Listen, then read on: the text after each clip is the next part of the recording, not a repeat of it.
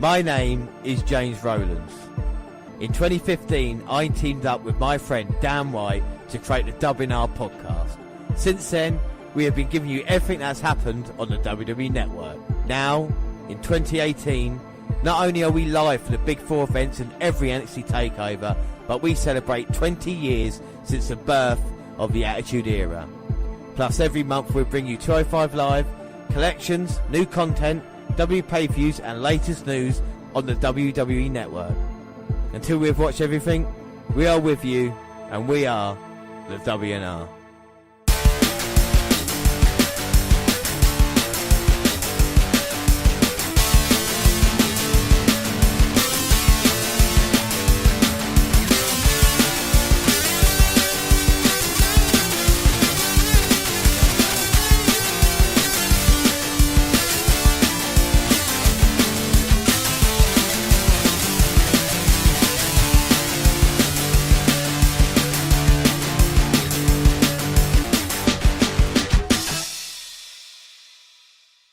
Yes, hello, I am James Rollins, and as always I'm joined by Dan White. And today it's the WNR168, it's WWE Extreme Rules. And let's start off with the alternate intro. It's the unbridled passion and the fearlessness to go into something with reckless abandon that allows you to create something from nothing. That allows you to innovate. That allows you to take things to the extreme. And that was from Paul Heyman, of course, my client. No, I won't do that. So then we move on to kickoff. And on the kickoff panel, we had Renee Young, Sam Rosenberg, Booker T, and David Utunga. And Finn Balor joined the kick. He doesn't fear Baron Corbin. He's not even worried about Stephanie. We got Charlie Caruso backstage wanting to take messages for Shinsuke fucking Nakamura. And unfortunately, Nakamura can't hear the kickoff panel or any of the questions at all. I guess he can't even understand English. Then we see, of course, Dolph Ziggler, the Intercontinental Champion, backstage with Drew McIntyre. And these two men are just so confident. And they're trying to remember who defeated Rollins this past week on Raw.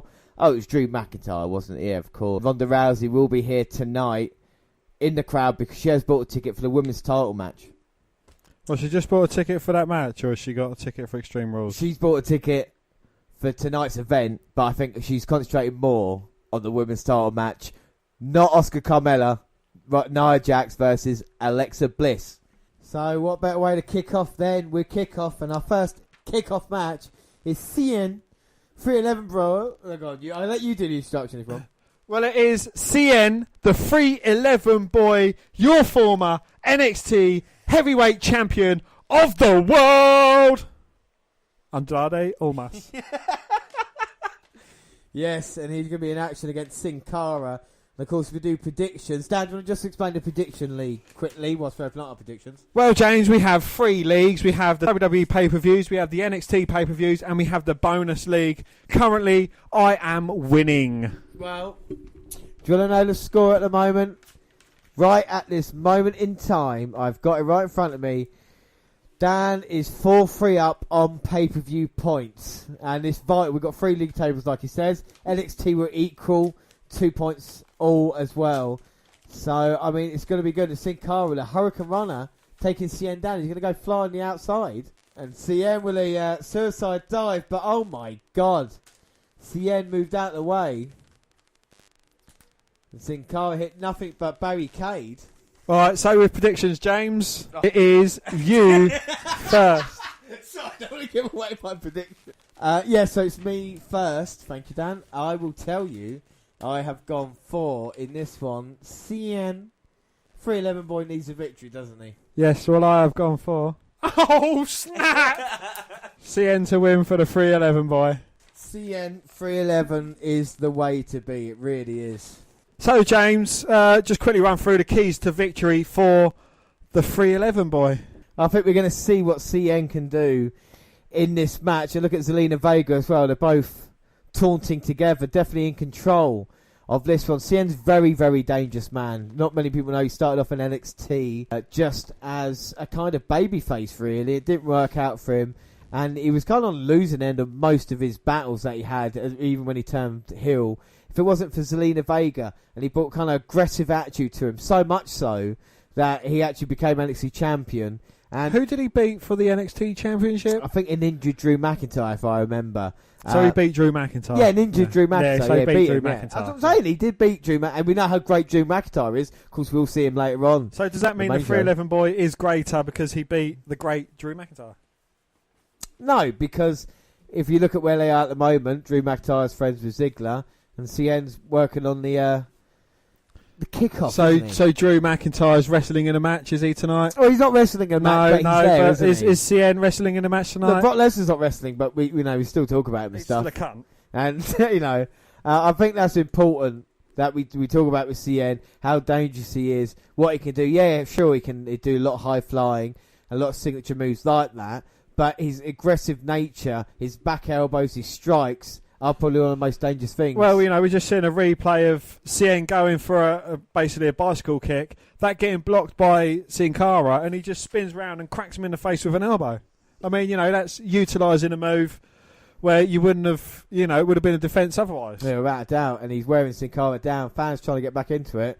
It's weird. Usually we have 2 matches on a kickoff, and of course our second kickoff match will be a tables match.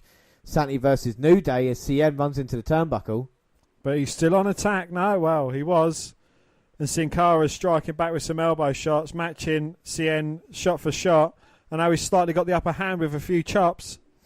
This is a feud that started a couple of months ago until Sin Cara's injury. And Sin Cara looking all right now. Corkscrew crossbody takes down CN. Corkscrew moonsault takes down CN again. Now trying to get the fans behind him. CN picks him up. Oh my goodness me. He's looking for an Alabama slam, but Sin Cara just plants CN, gets a near fall as well, but CN managing to kick out. Well, explosive move there by Sin Cara, looking to take it to the next level. I mean, if he can get a victory over CN here at Extreme Rules, then you got to say, Sin Cara deserves an opportunity down the road. CN's a tough man. But the light's too bright for him right now, even with Zelina Vega shouting on. I think this is a very entertaining match so far. It's not been bad, has it? Kick to the gut. Now CN, but Sin Cara, kick to the face. I mean, we have been watching a lot of 1998 wrestling, so maybe a little bit of speed. But Sin Cara on the apron, CN up. Sin Cara going to meet him. But CN's stopping it. Sin Cara drops down, and now CN up.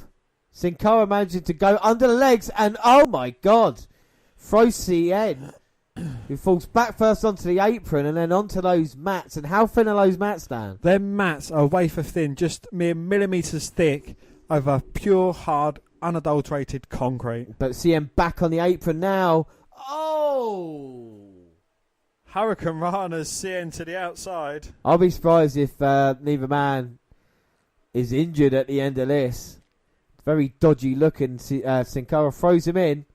He's going to go up, looking for that frog splash. I've said that frog splash. I've never seen it hit before. But Zelina Vega's up and stopping it. CN with a drop kick. Sin Cara, well, he's in the corner now, Dan. What's next? You 311 boy.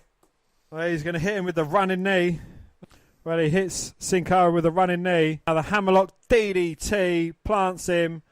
1, 2, 3, 11 boy wins the match. I think you make an excellent point, though. I think if they tell us what his finisher is, because we've seen it in NXT, you name that, you name his signature, I think CN can go far at like a more talented version of Alberto Del Rio, if you know what I mean by that. I think the success maybe, possibly, CN could have.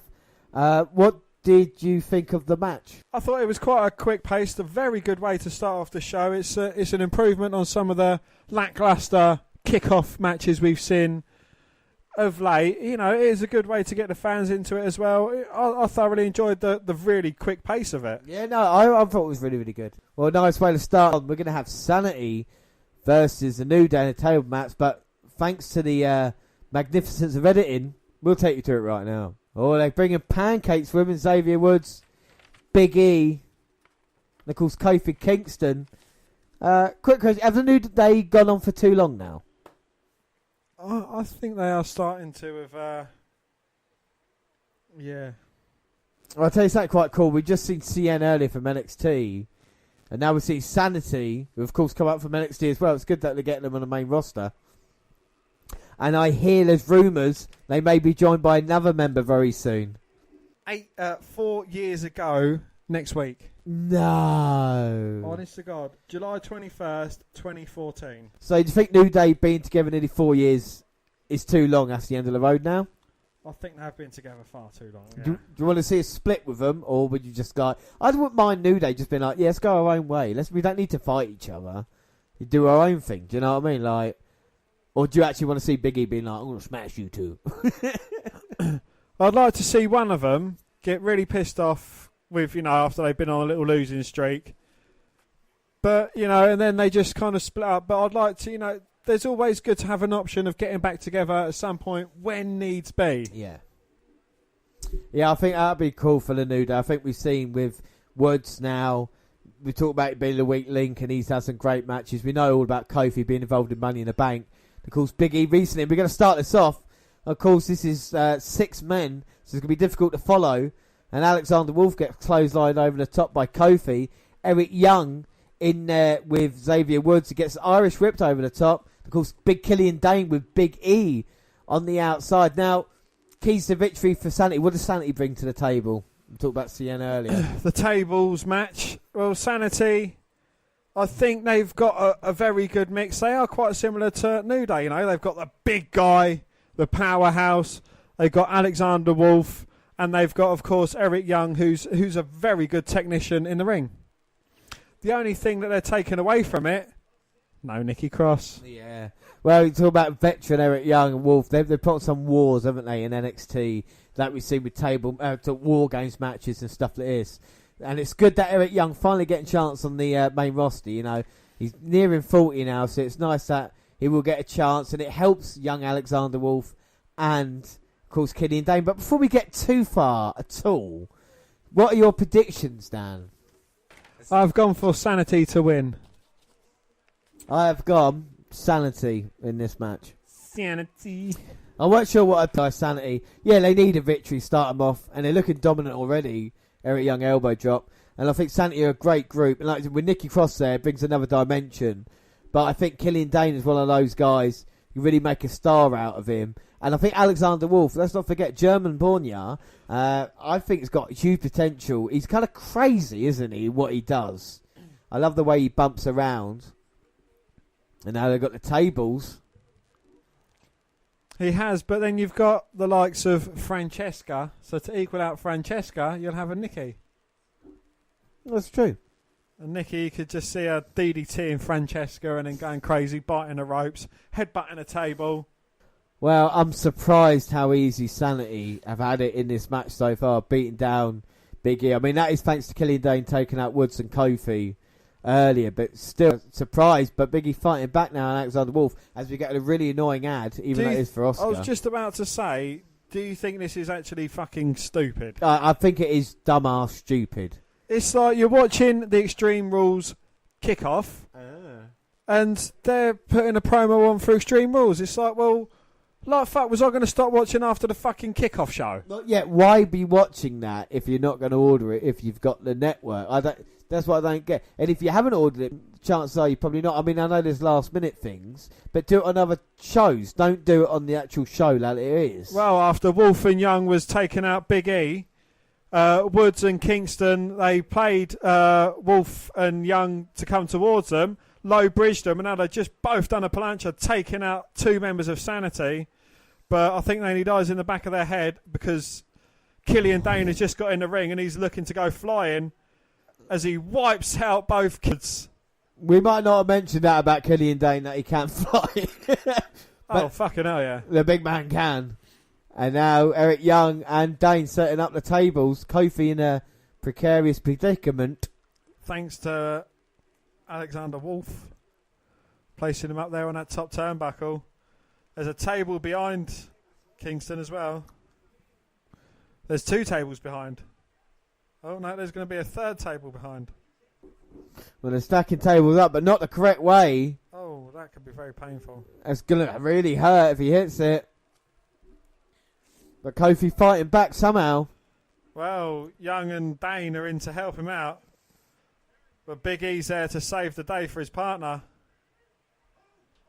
Oh! Wow, so Niranagi with a backstabber combined.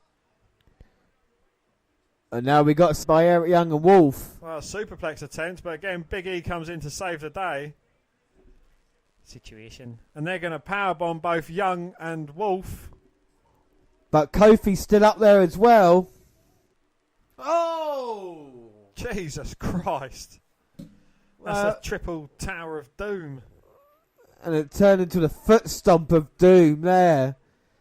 5 men out and Kofi slapping the mat. Oh, now Big E sending Eric Young to the outside. For Woods, putting them on the table. Kofi's going up. But Killian Dane's come in. Just slams down Kofi. Big E wasn't happy but got clotheslined. Oh. Jesus Christ, did he just drop his ass onto Big E as well as spiking Woods? Looking to take out Kofi, but Kofi dodges him and kicks him in the head. Trouble in paradise. That's what I meant. Well, Kofi sends Dane to the outside. Eric Young's laying prone on a table. Kingston's going to take him out. But, Wolf looking to help him, but he gets sidestepped. Young ducks off the table. Wolf's got Kingston on his shoulder. Kingston manages to backslide. Now he's looking for a German off the apron through the table. But Wolf is holding on with dear life. Well, if he goes through, it's going to be trouble. And Alexander Wolf now staring at Kofi. He's biting him. He's biting Kofi as Eric Young struggles that top rope. Kofi's nearly going to fall. Oh! Jesus Christ. Well, Kofi's been taken out. Well, that is it. Eric Young puts Kofi through, man through a table, and Sanity beat the New Day. But I think that was quite an enjoyable match. I would have seen a little bit longer there. I would have liked it if every member had been put through a table. That would have been good, yeah. You know, like the elimination table matches. Yeah. We've seen. But with time permitting, yeah, you know, that was a thoroughly enjoyable match. And, yeah, you know. Yeah, not a bad way. Again, kickoff has been quite good, isn't it? I suppose. Matches. But after that, we do get another point each. So it's 2 points all as we head into the main show. And here is the promo. Tonight, WWE superstars take it to the max. Tonight, they go extreme. Anything goes. There are no rules. It's Extreme Rules. Two massive egos, both men wanting to run the show. Team Hell No is back. How much do they have left for the prestigious Intercontinental Championship? Styles will defend the WWE title. It's gonna be a great Rusev reign. You're looking at a savage on the cover. Bobby Lashley didn't just come back to be a member of the roster. He wants to be at the top of the mountain. I'm the man around here. I'm the big dog who runs this yard. On the cover. It's going to be Carmella defending a SmackDown Women's Championship against... Ellsworth will now be suspended above the ring in a shark cage. You reek of fear. I invited Braun in here because you keep running from him. He's running away. Kevin Owens is running out of the arena. Where'd Kevin Owens go? The two of you will be in a steel cage. Hey, no. I shocked the entire world when I cashed in. So from this moment on, it's just about me. This needs to end. With Ronda Rousey sitting ringside, it will. Looking at a savage on the cover. The WWE Universe is about to get extreme. Oh my God! Look out! Anything goes. It's a big fight feel. These two might destroy each other. There will be chaos, I assure you. Oh no! You gotta be kidding me!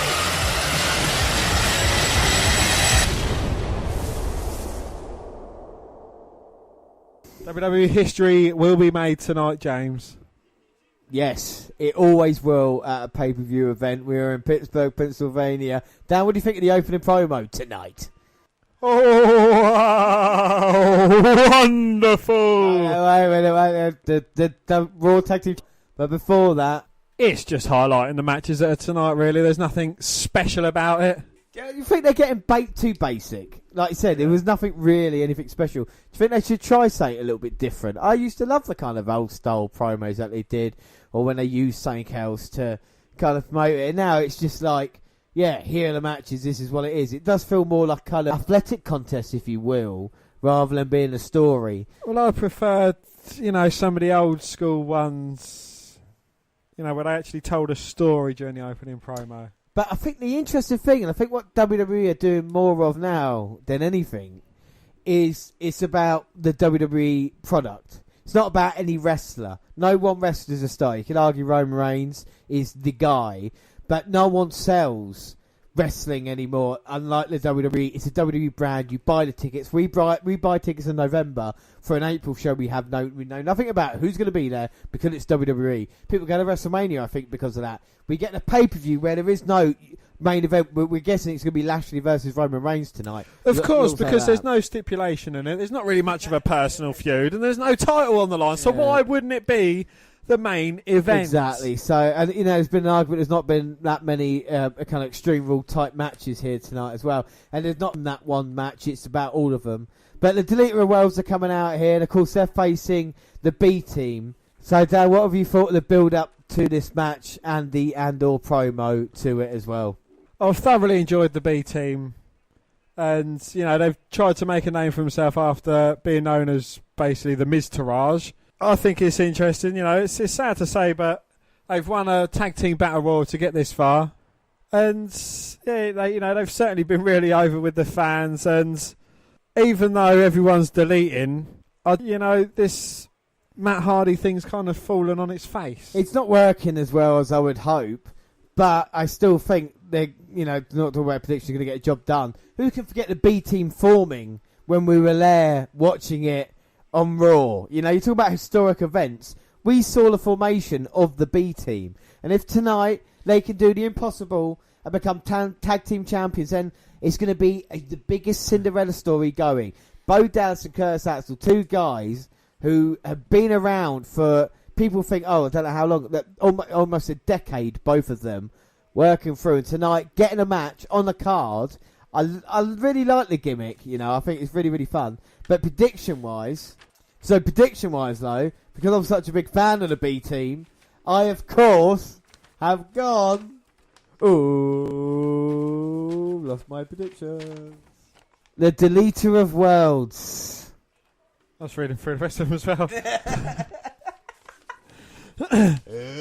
Yes, James. Well, I hate to disagree with you. And, I think the B team, they're on such a push. They've built up such good hype. Oh, Ronda Rousey's got Rousey is there with her husband, and she's ready for the action tonight. She's there just a fan. Don't forget she's under suspension. So you've gone something different. Who have you gone for? Well, James, as I said, I hate to disagree with you, but I do love it as well. The Deleter of Worlds, of course. Oh, wow. You nearly had me then. Two former heavyweight champions. Well, one ECW heavyweight champion. Does that count? Not really. Well, Bo Dallas has been an NXT champion, and I believe in him. Brother against brother. I know, isn't that great? Wouldn't that be mad if Bo Dallas teamed up with Jeff Hardy? Yes, that would. We are going to see Jeff Hardy here later against Nakamura. I mean, what match are you most looking forward to in the card tonight? Forward to the Dolph Ziggler Seth Rollins match. Yeah. Because both these guys are very good athletes. Also, don't get me wrong, I would like to see what happens in the Nakamura Jeff Hardy match as well, and see how that ends. Well, I'd like to see a big stunt in the Owens versus Strowman match. I'm worried about what Owens put himself through after we saw what happened at Money in the Bank. But so far in this one, the B team are kind of been on the roll. Keys to victory. Dan, what do the B team have to do if they want to upset the odds here? It's me. Motherfucker. James, so what do the B team need to do if they're going to upset the odds here tonight? It's going to be almost impossible, but wait a minute. I have to interrupt myself. We're going to see Bray versus Bo. We've been waiting for this since Rick versus Scott.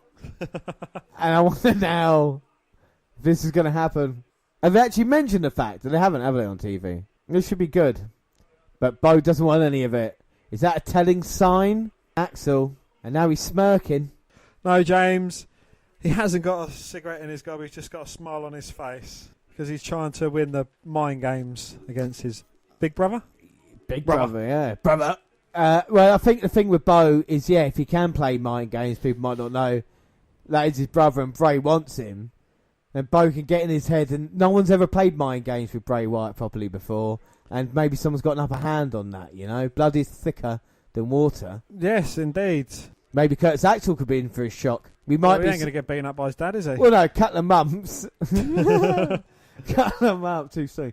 Couple of months' time, we might see Matt and Axel versus Bray and Bo.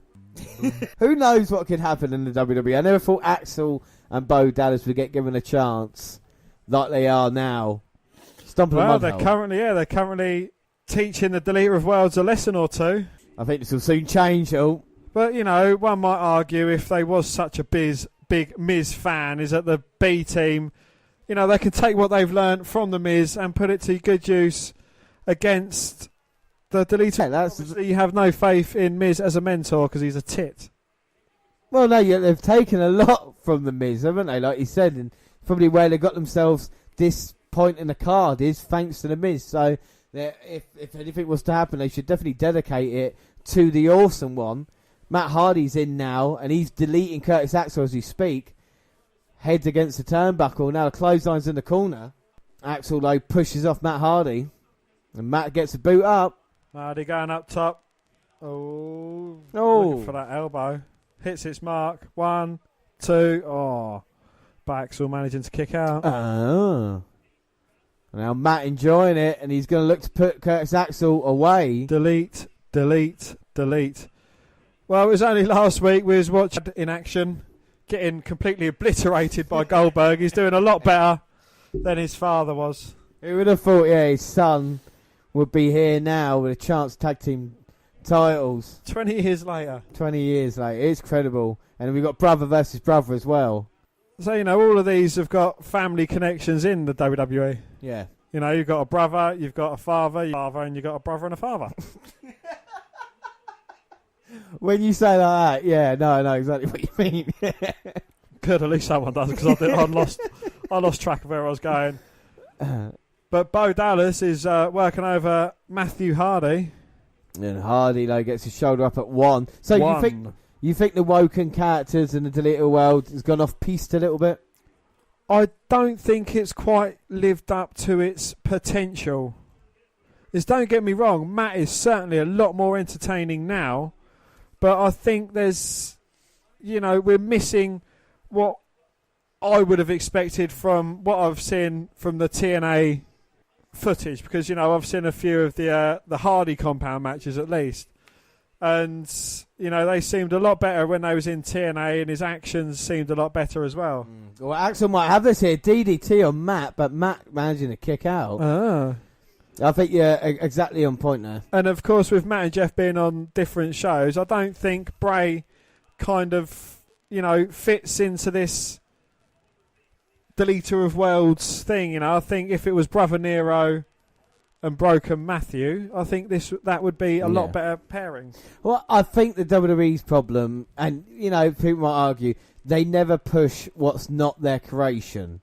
What I mean by that is that's why War Games only getting used in NXT now, as opposed to being used 20 years ago, even though it's a good gimmick, because it was Dusty Rhodes' idea. Same with a lot of other matches. A lot of superstars. Goldberg was not handled the way he was in WWE, where it was wrong or right, as he was in WWE. Sting found that out to be wrong at WrestleMania. Matt Hardy hits a side effect, and now he tags in Bray Wyatt. Bray gets it in. He's on fire, baby. Bo's tagged in the other side. It's brother versus brother. Brother. Oh, Bo gets splashed in the corner. Sister Abigail or brother Bo. Oh, Kurt, I'm friends with him, gets chucked outside by Bray. Bo goes for it, but there you go by Bray Wyatt. Hiranagi spiking Bo. And of course, let's not forget, we've got Michael Cole, Corey Graves, and Jonathan Coachman on commentary. Bray's going to go for it. Matt gets a tag in. We've seen this before, but Axel in, Bray getting distracted. Bo throws Matt into Bray. And now Bo picks him up. Suplex. 1, 2, 3! Oh my God! Whoa, I was not expecting that. I don't think Bo Dallas was. No. Holy shit. Oh my God. And the B team are the tag team champions of Raw. Wow. Like he said, be proud of the heritage they come from, but they're creating their own future now. Axel, Bo, tag champions. I can't believe it. Well, James, you better believe it. I really can't. No, I can't, Michael. I just said that. It's Axel. Bo Dallas tag team champions. That doesn't sound right. They're this year's Heath Slater and Rhino. I just hope. I honestly, I just hope Bo doesn't get that wide. My word. Bo does look like a narrow Rhino. He does a little bit, doesn't he? Yeah. And cut off Heath Slater's ginger hair. No. Seriously, that's unbelievable. Dan, what did you think of the match? I thought it was an entertaining match. It was getting good. I'd like to see it again with perhaps a bit more time as well. Because, I think it was over a bit quickly. We didn't get much of a build-up. We didn't get the good hot tags that I like to see during a tag match. It was kind of basically bang, caught us off guard. Yeah. B team and new tag team champs. So I did like the surprise. I think even the crowd didn't realise. Now they're getting interviewed by Charlie Caruso. And Axel saying, how do you think we feel? It's unbelievable. Tag team champs of the world. The B team stands the best. And now a huge B team chant. And don't forget, it all started in London. Da, da, da, da, da, da, da, da, da, da. You're tag team champions of the world. And after that, we don't get a point. But the smile on my face is a good enough score for me. So that's 2-2. As we head into our fourth match. And I know the pay-per-view's only new, but again, I'm liking it at the moment. Let's see how long it lasts. Oh, Renee Young's backstage with Kurt Angle. So is that music to your ears? Angle saying he's going to strip him of his title. Well, he's even more. Tell Angle when his next defence will be, or he's going to get the title stripped. So it is, but then he's going to say, well, I'll fight it in WrestleMania. Oh, no. Oh, you could do, couldn't he? Yeah. But I think it's ridiculous that he hasn't got the 30-day clause in there as well, and it's when it suits Brock. Yeah. I don't think he's a creditable champion. They've made him surpass Punk's reign. He doesn't deserve it because he's defended the fucking title 6 fucking times, and I'm not going to talk about it anymore because I'm just going to get worked up and pissed off. It's Finn Balor, everybody. He's coming out here, and he is happy, and the crowd are happy. Mike, what happened to Finn Balor's push? Does anybody remember that? I'm not talking about like Adam Rose's bunny. I'm talking about when Balor was meant to be the next man. I'm not saying he's not a man. Don't get me wrong, Mark Tardis. But he's out here now, and what is next for Balor? Like feuding with Constable Corbin. It's not been a great program, has it? Leading up to it. Saying that, what happened to Corbin's push? Well, Corbin fucking lost money. Not only did he lose the Cena at I think SummerSlam, losing to Corbin, losing the Money in the Bank as well. It's just like you say, Corbin, I predicted always going to be next WWE champion. Now I don't know. And with Finn Balor, I hate to say it, but I think exactly the same. I don't know the next time he's going to get an opportunity at a world title. Am I wrong, Dan? Has Balor got it in him? I think he's... I don't know, I currently like him not thrust into the limelight. I would like to see him in the limelight, but, in a way, I'm glad he's not because people will get bored and pissed off with him. Yeah, that's true. If he's just gently ticking along and then it's like, bang, Balor. I'd like that. And then, he has a few-month reign with a title, gets beaten. Drifts back down to the mid-card, comes back, bang. Someone like that, they won't get pissed off. They won't be like, oh, Finn Balor's had chance after chance after chance after chance. And, it's a good way of booking him without people getting pissed off of him. Yeah, no, I think that's brilliant when it comes to Finn Balor. Now, I'm going to talk about Corbin for a second here because anybody saw Breaking Ground back on the WWE Network with Corbin, the way he talked, when he was just sit down with the interviewer, talked about his life, talked about how tough it was, talked about standing up to the challenges. That's a man who could have challenged Brock Lesnar back then. And now they've kind of turned him into Constable Corbin. I don't care if it's going to be a push. The haircut, for me, Corbin's too bland. There's no personality coming out of him. And, I need a little bit saying... He doesn't... He wrestles as a big man, but he sells too much, if you know what I mean. He will sell to Balor too much in this. And if you want to be a true giant, you've got to kind of stop that, in a way. Well, what do you think of Cunt Stubble Corbin? I really don't like the character. The Lone Wolf is his nickname, and now he's part of the corporation. How does that work out? How does the Lone Wolf now become part of Stephanie and likes to be influenced in that way?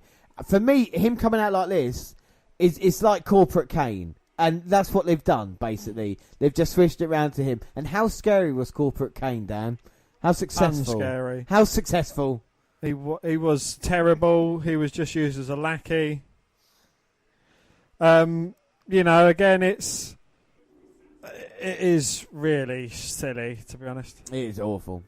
And now JoJo has been told that she has to say personally appointed, blah, blah, blah. Prediction-wise, Dan, Me. Who have you gone for in this match? Well, I think with the corporation in his corner and, this new character unveiling, of course, it is going to be the man who eliminated Braun Strowman. No, it's not. It's going to be Finn Balor. Yeah, well, for a second there, when we were doing predictions, I did ask you, who should I go for in this one? You didn't tell me who to go for. So then I thought, let me think like everybody else apart from me. Because I would have gone Corbin, new heel character, would have made perfect sense to have a victory, look dominant over Balor. But that's why I've gone in this match. Tap of the morning. You just know he's going to get it. If it's not for Maku de Gras, it'll just be kind of cheeky win or something like that. Corbin is... We've seen this too many times. He's slow, and we know this style of wrestling that he's going to do. He'll get cocky. He'll look at the crowd. He'll look at... like Bray Wyatt did all throughout his heel time as well. He's already talking to the crowd. I'm not having to go at Corbin. I'm having to go at the people behind him. Make him out as something different. Don't just put him as a cookie cutter type guy. Well, this is a man that we should be putting in the same category as Drew McIntyre, as Braun Strowman, as a monster heel, as a monster big guy. And that's what he was billed as in NXT. Yeah, maybe we completely forgot. We talk about who's impressive, someone like Lashley or Reigns, and Corbin's not even close to that. I mean, this is not even a mid-card feud at this moment in time, You're just arguing for arguing's sake, and I think that's the problem. There's no kind of real grudges, and Extreme Rules, sorry to go on, a singles match, No, there's not like a tie on a pole match because there's no stimulation. Yeah, there will be in a minute. Stimulation. There's no stipulation between these two. They could have had a chairs match. I know it's not TLC, but they could have had some kind of stipulation thrown in there just for good measure, just to, on Raw building it up. They could have had, someone attacking someone with a kendo stick or something silly like that. Or one arm tied behind your back, or blindfold match. Yeah, Judy Bagwell on a pole match. Yeah. Or Judy Balor on a pole match. Or Maria Corbin on a pole match. Do you know his mum's actually... No, I don't know. I know she is. That's what I don't know. I just Googled it. Well, Corbin's got Balor down. Balor trying to use the fingers. Keys to victory then on this one for yourself, Dan. What does Balor have to do if he wants to get back into this one at the minute? Well, Balor, I think he has to absorb the early onslaught from Baron Corbin because he is a big guy, but he's going to tire out early and quickly. He needs to keep his eyes in the back of the head for shenanigans because he is now part of Stephanie McMahon's bitch crew. Mm-hmm. So, he's going to be a heely heel and he's going to try and take the shortcut and moan and whine. And, he just needs to kind of be wise to what he is. And I think Finn Balor is a very clever wrestler. Yeah, I think he is as well. But like we saw with Corbin then, catching him, we're running around the ring post to clothesline. Corbin can use his power if he wants to in this match, if he chooses to. Sometimes it might be too easy for him. Of course, he's twice the size of Finn Balor, but we talk about Balor's heart and the determination and the fighting spirit. The kind of forgotten man on Raw at the moment. This is definitely a Balor win. Corbin's had too much control. Balor moved out of the way, Len. Goes low on Corbin, looking to spring over the top, but gets caught with a big right hand from Corbin. It looks like Corbin's smirking. No, James hasn't got a cigarette in his gob. He's just got a smile on his face because he's underestimating the first ever Universal Champion, Finn Balor. Ah. I cannot believe that he's first Universal Champion. Even Lesnar's held it on for how long? Do you imagine Balor's reign? I know he hasn't got injured, but if he'd have given it to him again, do you think he would have had more than like 12 title defences? He'd have had more than that in a fucking week. Well, Corbin wearing down Balor at the moment. Well, Finn Balor held the title for a day. Yeah. Before he had to relinquish it. And he had like... He had 6 title defences on the way to the ring. Yeah. Exactly that. Well, Corbin's got the submission and the Balor's in trouble. And, I mean, this cross-banded pay-per-views really build up the excitement. There is no need for this match on pay-per-view. Don't get me wrong. I do like Finn Balor, but there is no need for this on pay-per-view. This should have been on the kickoff. And give us a fucking tables match instead. Do you know what I mean? Like, it's Extreme Rules, guys. Balor dodging Corbin. Comes out of a flying forearm, trying to psych himself up and get back into this match. Corbin's in the corner. Balor goes to charge him, but Baron gets the knee up. Gets caught with a step up insecurity, though. Drops him to the mat, and this could be murder, she wrote. Well, it looks like it's going to be all over. Balor going to go up for the coup de grace. No, Corbin catches him. Got him round the throat. Chucks him back in. Oh, the choke slam into a backbreaker. He's got the cover, but Balor somehow managing to kick out. Corbin can't believe it. The incredible hate in Spain. Oh, what? You're telling me that Balor's pissed off because... you're telling me that Corbin's pissed off because Balor managed to kick out of a move that wasn't his finisher. Well, exactly. And but to be fair to Corbin, he's following up on this with the big right hands. Let's hope he don't take the eye off the ball. Oh, no. He managed to follow up with a big slam and another splash. Yep, and here comes Corbin again. Goes low, runs round the ring post. He's already hit this move once. Balor wise to it this time, though. Hits a swing blade. Balor going to send him back into the corner with that running drop kick. No, gets caught by Corbin. Oh. Tilt-a-whirl slam. The deep 6 by Corbin. 2. Oh, but he didn't cover him properly, did he? What is his problem? Balor managing to kick out. And now Corbin's going to throw a bit of a hissy fit, are you? That's what big guys do. They throw bitch fits. Well, Balor, it could be the end of days for him. Corbin seems happy about it. Yes, he's going to get in the referee's face for a minute. Taunting a couple of fans. There we go. Taking his time to pick up Balor. Now Corbin. Going to go for the powerbomb. And Balor rolls through. Standing coup de grace. I think Corbin took that terribly. I think Corbin's done not a lot in this match, to be fair. But Balor getting ready. Drop kick. Corbin goes shooting back into the corner. And now it could be time. Balor all the way up. Oh, but Corbin up. Crotches Balor on the top. Here we go. End of days for Corbin. No. Balor catches him. Rolls him up. 1, 2, 3. Oh. And he caught Baron Corbin napping. Baron's furious. But Finn Balor does get the victory there. Corbin can't believe it. And again, did we call it or did we call it? Another guy just get distracted, not putting away when he could. To be fair, he did go for the end of days there, and Balor came up with a reversal. So that's a little bit different. Looked awkward at times, though. Corbin, like you say, he's not wrestling the kind of right style.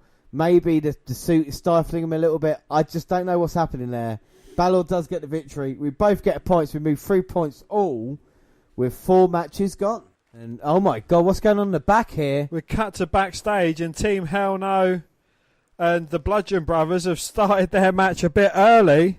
You've got Luke Harper running Daniel Bryan into like a steel shuttering. Well, Kane's legs caught between that door. Now the Bludgeon Brothers have started fighting. No, they're just psyching each other up. And they've both got that. Well, he's got the hammer. Oh my God. He's just smacked the door that Kane's leg was in the way of. I think he might have broken Kane's left knee. Well, that was serious damage, and Team Hell No. They might be out of it. Tonight they've got to face the Bludgeon Brothers. Can I change my prediction? For the tag team titles. Here comes Paige, SmackDown General Manager, checking in. This is a serious injury. My God, and we see Todd Phillips, Byron Saxton and Corey Graves now doing a SmackDown commentary, and they are befuddled at why they would do that for, but maybe it's a masterstroke by the Bludgeon Brothers, but I want to see Team Hell No because they're on the fucking poster, and that's what it's all about here.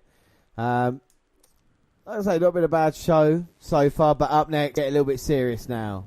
The WWE Women's Championship and the most charismatic superstar in WWE, Asuka, challenges the Women's Champion, Carmella, with James Ellsworth suspended in a shark cage.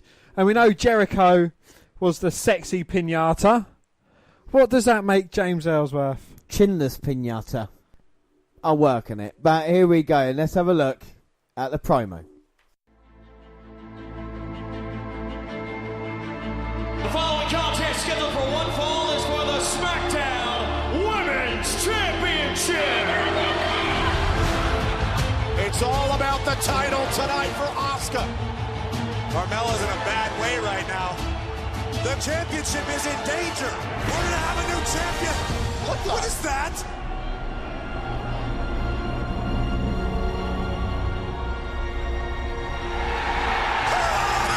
It's Ellsworth! You've got to be kidding me! Oh, a kick from Carmella! Let's go! Mella is money, and James Ellsworth is back! I did the unthinkable. Whatever happens is on you. They still don't show us a crash. I stood on the word that is all true. Like gravity, I'm holding it down, I'm holding my crown. You're better than Asuka. Uh-oh. And the Empress is making a beeline towards the ring. Oh! Oh, and Carmella. Carmella escapes. Ellsworth paid dividends once again. Brace yourself for a battle of the sexes. Women might not be ready for Asuka, but I'm all man. Tonight, the battle of the sexes ends. Oh, and here comes Asuka right out of the gates. Ellsworth is hightailing it out of here. Now Asuka's finally tracked down Ellsworth. Oh, and Carmella. Of course. Genius. James, you're not going to be able to run away at all next week because you and Asuka have yourself a lumberjack match. I know this must be tempting, but please, ladies, try to show some restraint tonight. Sexist the big. You are not ready for Asuka. If Asuka could take out Ellsworth tonight, the man might not be an issue cut Extreme Rules. The Asuka lock! Ellsworth taps out to Asuka. Oh, and now Carmella after the fact here. Ooh, and Asuka's not going to stand for it. Oh, here's your preview for Sunday, Carmella. Oh, the spring in the eyes. Oh, Carmella. And James, make sure you don't interfere at Extreme Rules. You are going to be suspended above the ring in a shark cage. Bad news for James Ellsworth. What a harsh reality for Carmella.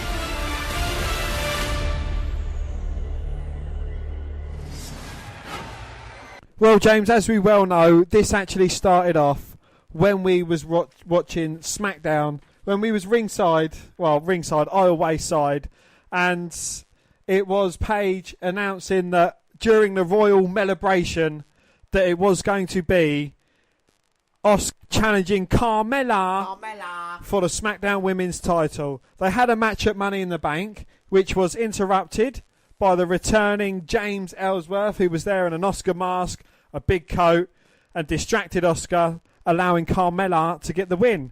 Asuka then faced James Ellsworth, who sprayed some mysterious liquid into Asuka's eyes. No, it wasn't that kind of liquid, James. Chill out.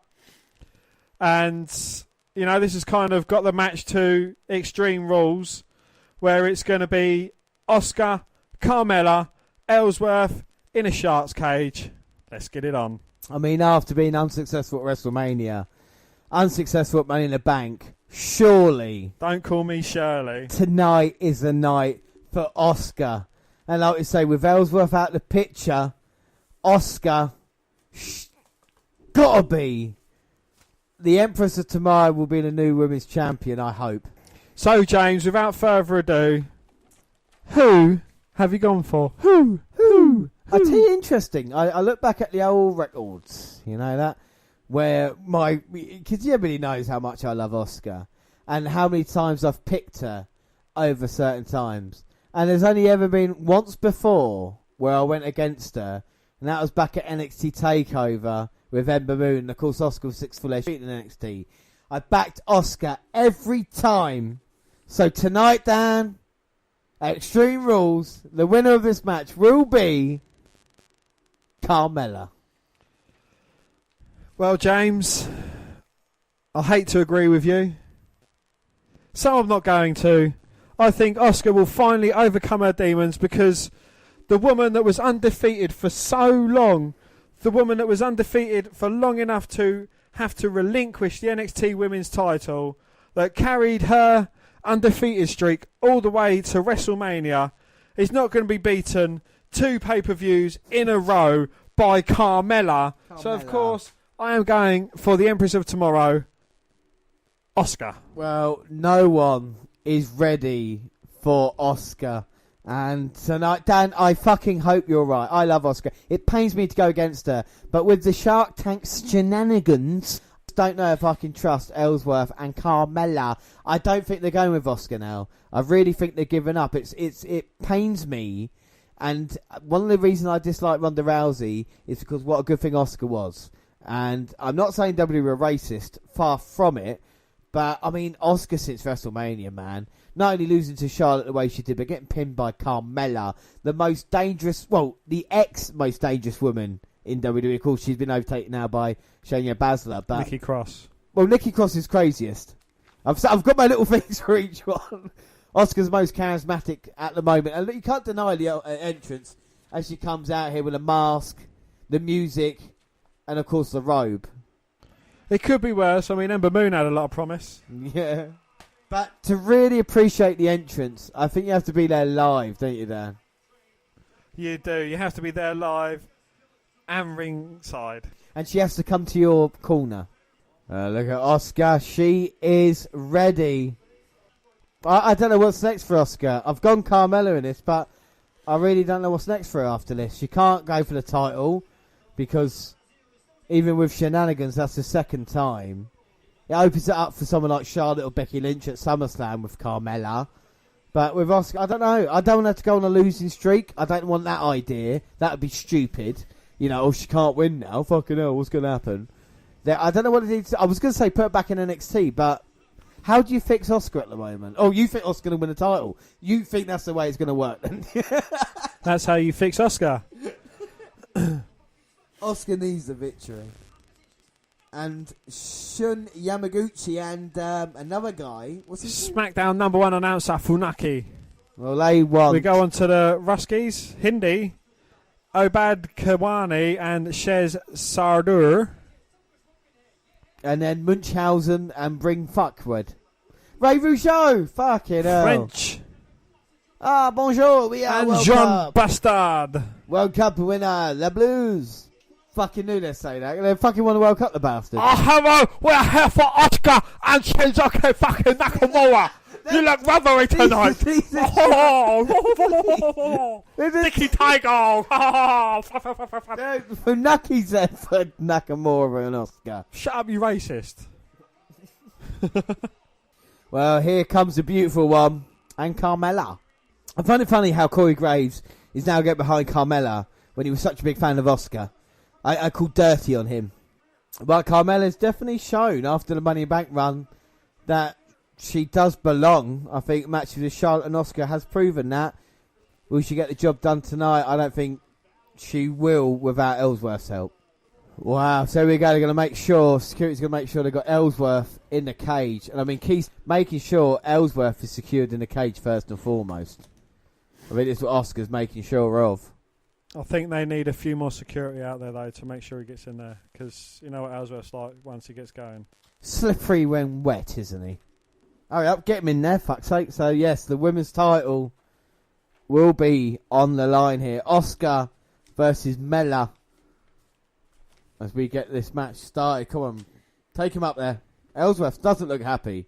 Maybe scared of heights. Well, he wants down, but he can't. He is not happy. Oh, we got a cage cam. They're going to bang their head on him, aren't they? Well, he is about 8 foot off the ground, would you say? I'd say he's at least 10 to 12 feet off the ground there. Well, here we go. Carmella's taunting. Do you get this match under? And I've never wanted Asuka to lose before. It's weird, but look at Asuka with the kicks. Look at the knees, and she knows she can get the job done early here. Snap man, a kick to the back. This Asuka doesn't have to mess around anymore. Doesn't have to take her time. She's been down, but now she can show how dangerous she is. But Carmella, to her credit there, Asuka went for a slam. Carmella slammed her down, and now she's calling Ellsworth. Oh, for God's sake. Wow, she's got a chain. Asuka sees it, though. Well, Asuka doesn't need a chain to hurt you. Referee saying, go on, put it down. She wasn't her. Oh. Bang. Well, that hurts more than a chain would. Oh, nearly it, but Carmella managing to kick out. Ah. Well, Carmella's got to sustain this early onslaught from Asuka. Oh, she's trying to push her away. That's it, Carmella. Stay away. Kick to the midsection. Now jumps off the second rope. Kick to the back. Now Carmella crawling to the chain. But the referee catches her. And now she's calling Ellsworth to throw something else down. I mean, what has he got in that bloody jacket? What has he thrown down?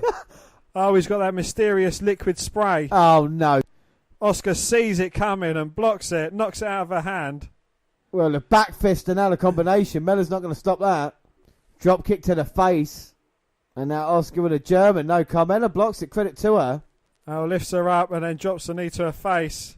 Carmella's down looking for the butt bump. Hits her. 1, 2. Mella managing to kick out. Ah. Well, we're nearly a second away there from Asuka becoming women's champion. I'll tell you what, I'd rather have you the point and Asuka the title. And Asuka now going for the Asuka lock.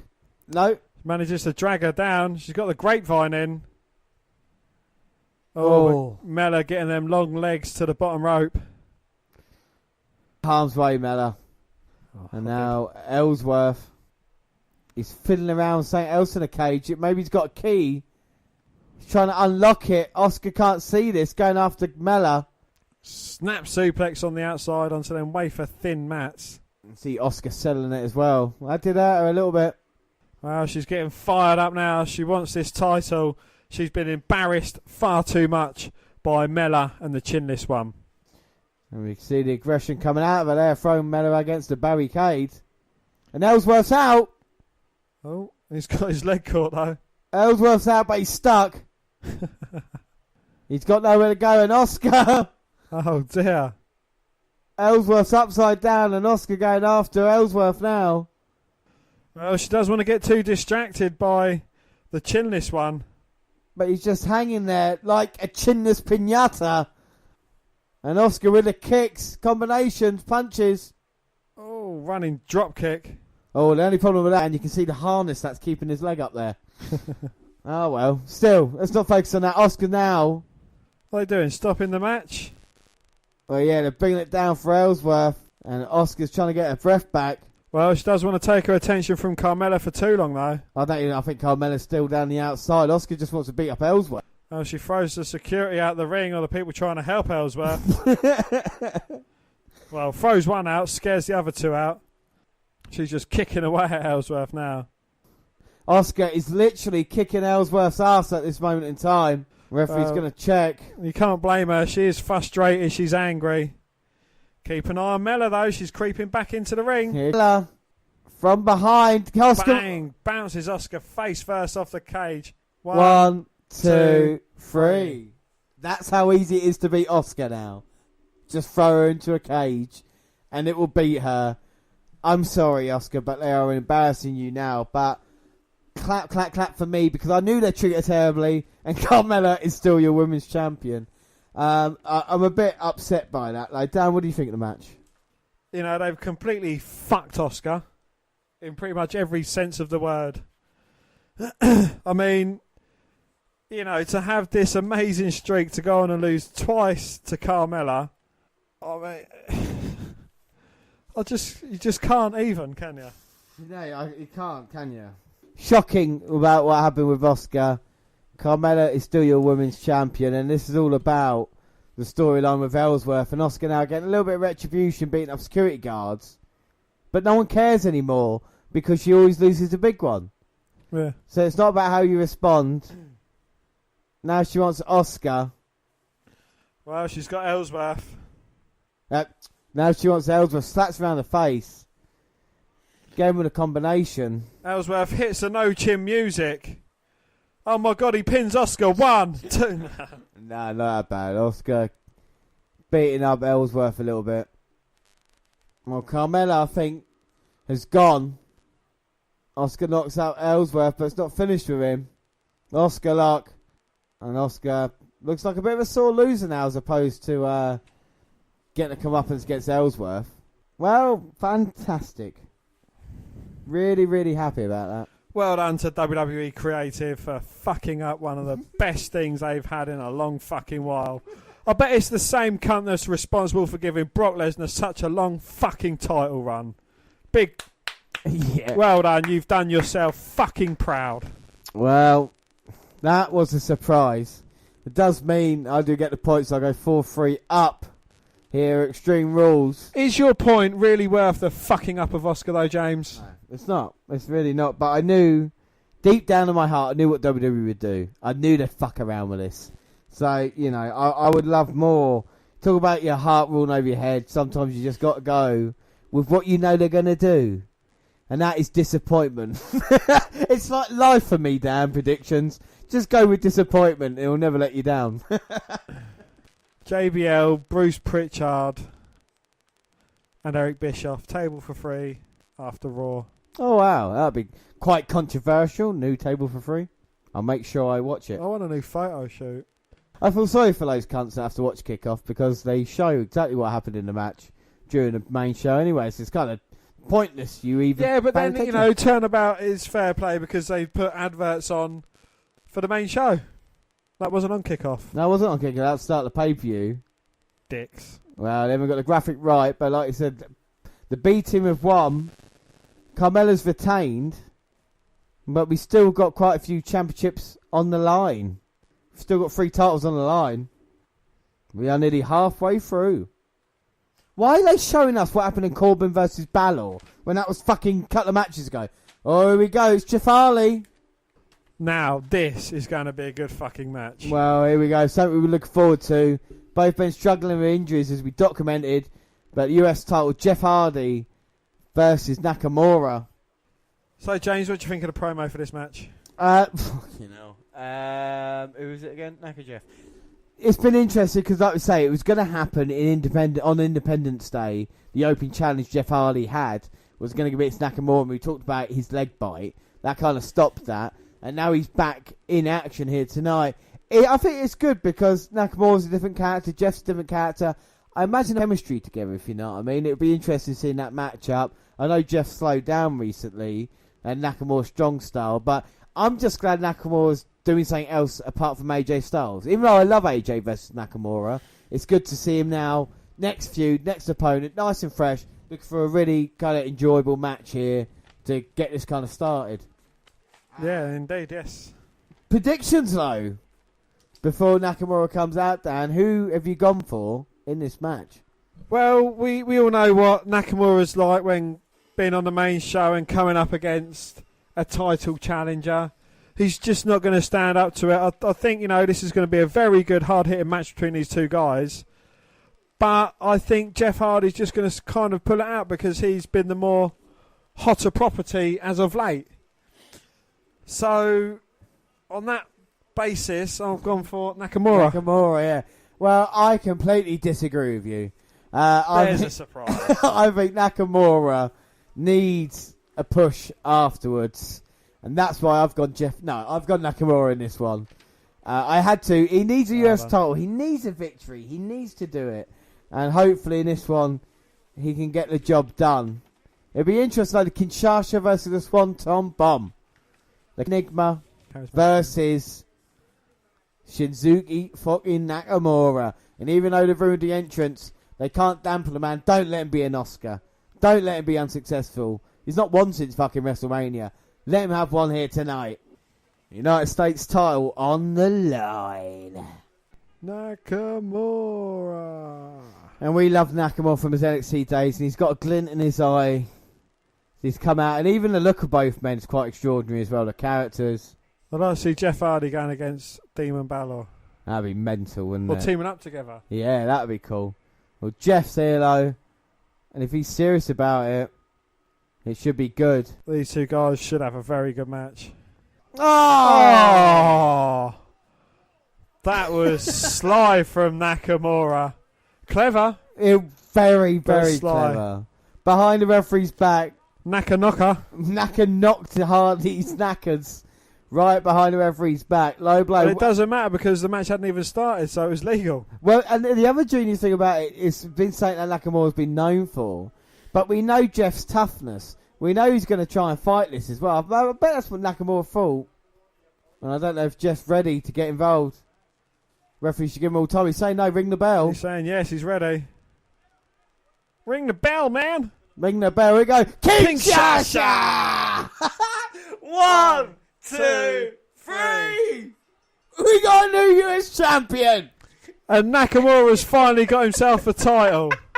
He's not going to be Oscar. He destroys Jeff Hardy. He destroys him. Nakamura, so impressive there. My God, there is not one man that can challenge Nakamura if Nakamura's like that at this moment in time. That is brilliant. So clever. The low blow behind the referee's back, which is fine.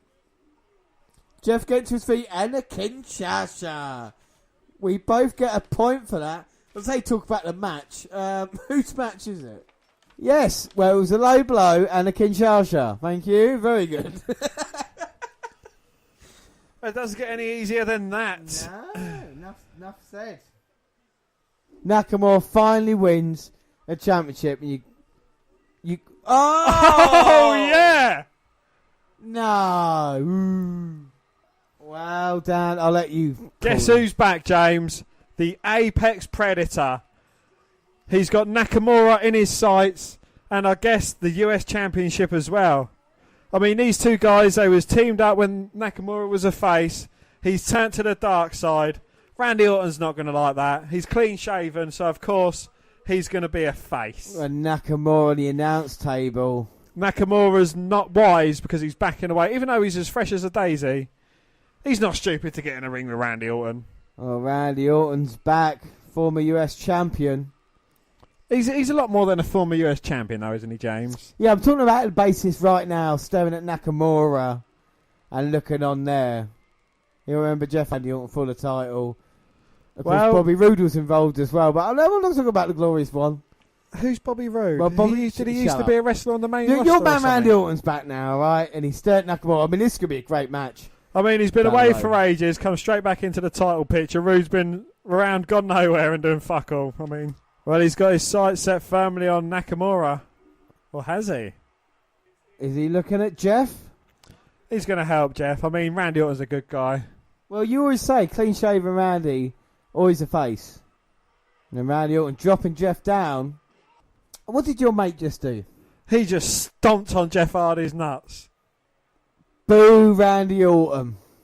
Boo. Nakamura looking on. Was that a statement to Nakamura or a statement of what Orton's going to be about now? That's a statement to everyone. The US champion is not safe. No one is safe. With the Apex Predator back, I guess. I mean, very interesting times. Well, Randy Orton's playing mind games with not only Jeff, not only Naka, but myself and yourself as well. I mean, you know, do you know what his intentions are? Because I don't. No, I'm really not sure. But after that, it goes 5-4 and we're still a point in it as we move on to our next match. And so here we go. It's going to be a steel cage match. Braun Strowman versus Kevin Owens. And I mean... Look, you have to do something about Braun Strowman. The monster in the bank, Braun Strowman, has flattened KO over and over. Strowman's done nothing but destroy Kevin for weeks. Strowman's dragging Owens to the top of the ladder. Oh my God! Okay, last week he flipped my rental car upside down.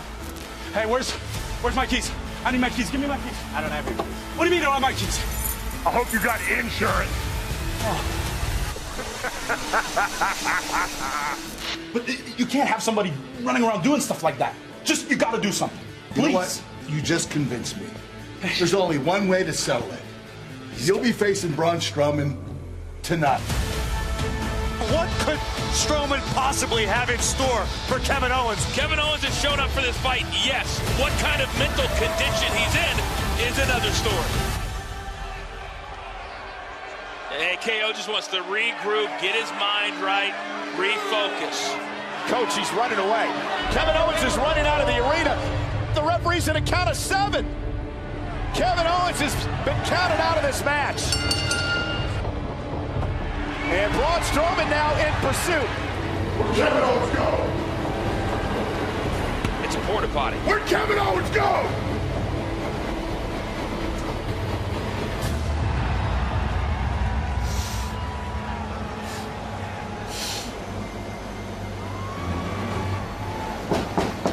Anybody in there? Yeah, go away.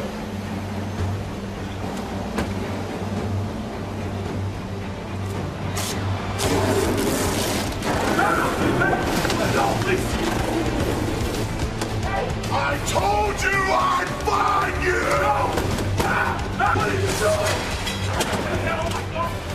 doing? He's coming out here! Strowman's coming out here!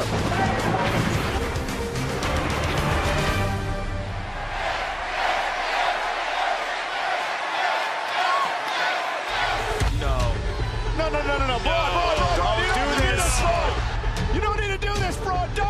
No. Oh, my God. No.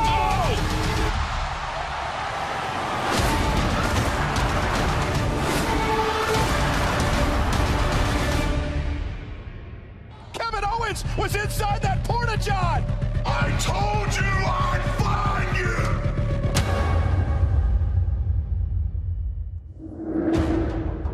The last fight. Oh, hey! Keep him away from me. Keep him away from me. Relax, Kevin. I'm not going to put you in the ring with him tonight. I'm going to save it for this Sunday. What? I invited Braun in here because you keep running from him. So this Sunday, Extreme Rules, the two of you will be in a steel cage match. What? Owens and Strowman in a steel cage and Extreme Rules. I told you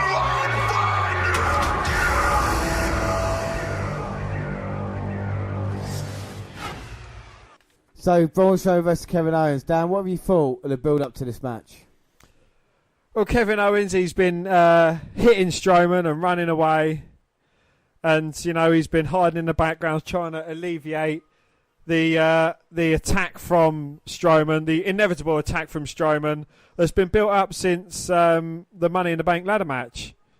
Even though, it did end up with Strowman throwing Owens off a ladder, but, it started just before then when Owens was trying to get everyone to team up on Strowman. And so every possible opportunity, Mr. Monster in the Bank Strowman has just been kind of getting one over on Owens, flipping his car over.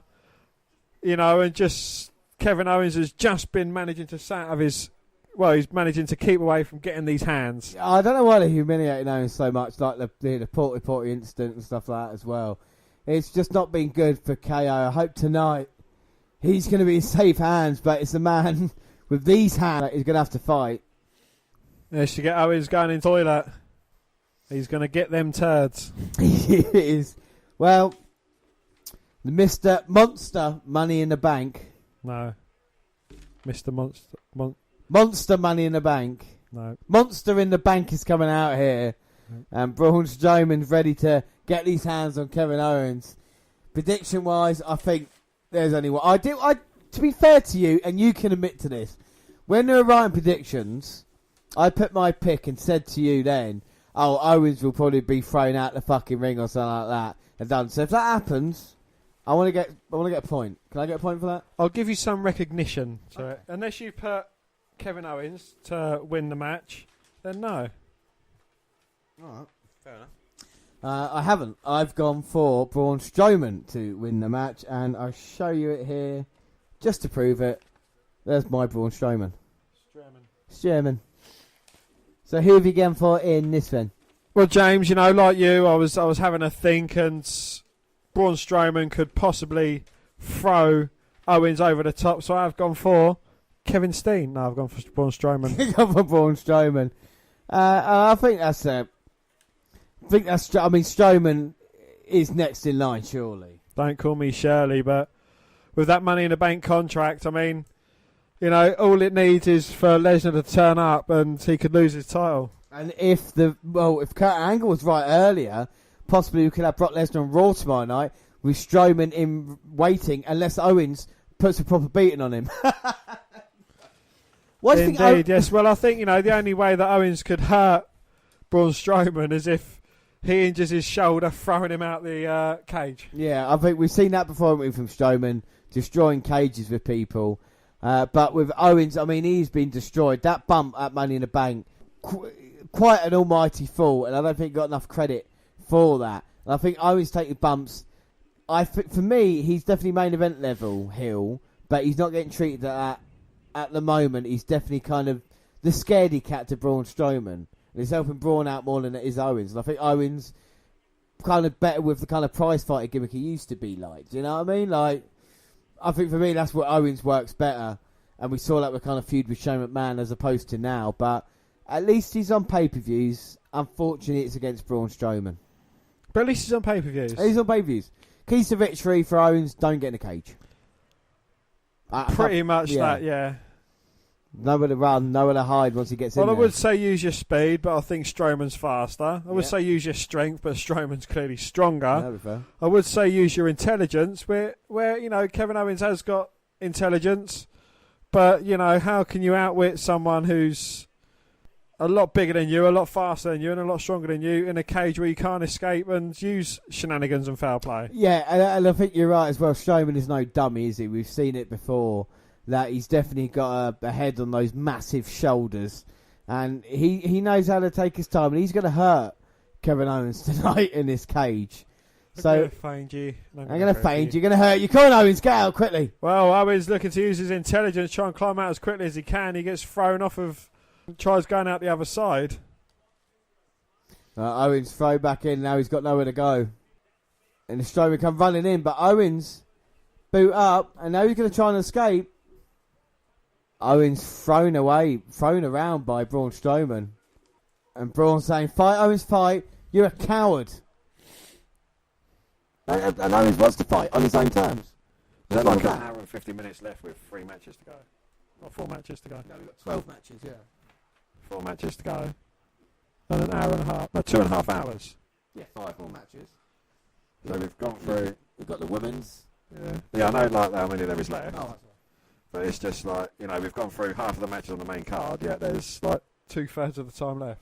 There's only three. All these undercard matches have been less than 10 minutes, and the 3 main event matches are like 20 minutes long. Well, obviously the half-hour Ironman match is 25 minutes, 26, 0 to 60 minutes. And now Owens has got Strowman down. My God, some miracle! Catch him in a cage. Got him in a corner. Cannonball! And now it's impossible. Bullfrog splash hits him. One. Oh. He should have climbed out. Yeah, at least he tried, to be fair. And Owens, I can't believe that. And now, come on, out the cage door. Trying to crawl, he should be running. Yeah, nice and quietly. Won't be able to catch it. Oh, my God. Strowman just leaps like a fish, catches Owens' ankle. What, like Bobby Fish? Bobby Fish. Drags him back. And now maybe Strowman will go out the cage. He's going to close the door. Nope. He's just going to leave it, and Owens begging off now. It's a bit too late to say sorry. Well, no, he's definitely trying. Goes to hit Strowman, but Strowman just gets angry, clubbing blow across the chest of Owens. And he's wearing a T-shirt that says "Fight anyone," yet he's bite. That's To be fair, it is Braun Strowman. Maybe he's scared of heights. You know, Braun Strowman's over 7 foot. Get thrown into the side of the cage there. Oh, throws him into the cage for a second time. And Strowman's got Owens again. Oh, bang. Again into the side of the steel. I think Owens needs a Sami Zayn by his side. Obviously, Sami Zayn's out injured at the moment, so he can't be. Okay, you can have someone hiding underneath the ring. Jericho? Someone helping him. He's a problem is with Owens, yeah, he doesn't make friends. He makes friends, but then he always betrays them. Oh, my God. And it was like Owen was the javelin and the fence was the javelin catcher. Absolutely sickening there. Uh-oh. Owens again Picking on. Up again, but Owens with the backslide. Gets the boot up to the face of Braun. Oh, hits a stunner. And he could get the pin with that, but he wants to go out the cage instead. Crawling towards the cage door. Strowman just reaching from halfway across the ring, managing to grab his ankle. Strowman sold the shit out of that stunner then, didn't he? He was like, yeah, I'm probably going to be fucked. And now he's back up low. Oh, closes the door onto Owens' face. Oh my God, look at the mark on Owens' head. And now Strowman like a ball in the corner. He's charging out to go and take out Owens. Oh, but Owens sidestepped. Strowman hits a turnbuckle, super kick. Strowman's a little bit wobbly, and again Owens. I think Owens is just as wobbly, though. Owens out on his feet at the moment. But he's got the handcuffs. Oh, very clever. Oh, genius. Owens has got Strowman handcuffed, which means he can escape. Run across to the opposite corner. Owens, don't get too cocky now. Yeah, you've got him there for a second. And Owens just beating up Braun, and we've never seen this before. Owens finally getting retribution. He's wailing away at the head of Strowman. Climb out, Owens. Oh, Owens shouting, what are you going to do? And Strowman one-handed chokeslam. Buries Owens into the mat. Strowman trying to get it off. He can't even break the chain. Well, Strowman, I've never seen a man break through handcuffs before. So it's going to be pretty impossible if he can. Hey! Owens tells Braun to suck it. And that might have infuriated the Giant. Owens laughing as he goes over the top. Blowing him a kiss as he climbs over. Oh my God. Strowman's just snapped the chain of the handcuffs. And Owens knows this. In hot pursuit of Owens. Oh my God. And Owens. Both men are perched in a very precarious position. Strowman's on top of the cage. They must be at least 15 foot high. At least 20 to 30 feet in the air. Strowman's got Owens round the throat. No. No. No, what are you going to do, Strowman? No! Fucking hell. Oh my God. Owens has won. Owens won. Owens won. Both feet have touched the ground. But he just killed Owens. But that's not a way you'd want to win, by being thrown into the announce table. No. But he's won. The force he went in there. Talk about 20 years ago, a month ago, King of the Ring 1998. He's got to be 15 feet in the air. He's got to be at least 20, 25 feet in the air. That is I mean, legitimately, he's got to be about 12. I mean, that's quite a... It looked a massive fall when he went. Yeah. Owens may be dead, but can we see a replay of it before he does? Here we go, replay. Strowman's got him. Fucking hell. And then is still in there as well. You crazy bastard. I'll tell you what, though, it takes a lot of trust in Strowman to Oh, no, you see the fucking airbag underneath it. Shut up. It takes a lot of trust from someone, though, to let him throw you off of the top of a cage. Yeah. I mean, look at the way he landed there. That is fucking mental. That is fucking good shot, though. Fucking that is great shot, great stuff. Fair play, Kevin Owens. You may lose, you may have won this match, but you've lost the will to walk. 5-4, it stays on the scores, but fuck me. So we've just seen Kevin Owens get killed, basically. He's dead. Oh my God, they killed Kevin. And we move on, and after showing highlights again on the card, we do move on, and it's the SmackDown Tag Team titles on the line, and it is the Bludgeon Brothers versus Team Hell No. And let's have a look at the promo. We have new SmackDown Tag Team Champions. The era of the Bludgeon Brothers has begun. Harper and Rowan are proof that nightmares are real. This world is a horrible place. We're here to make it worse. Harper, Rowan. Doomsday has officially descended upon the SmackDown Tag Team Division. Bludgeon Brothers. We know the gauntlet match is about to be underway, but certainly a tense moment as Daniel Bryan makes his way to the ring for another big-time opportunity. Wise move. Keep on moving, Daniel.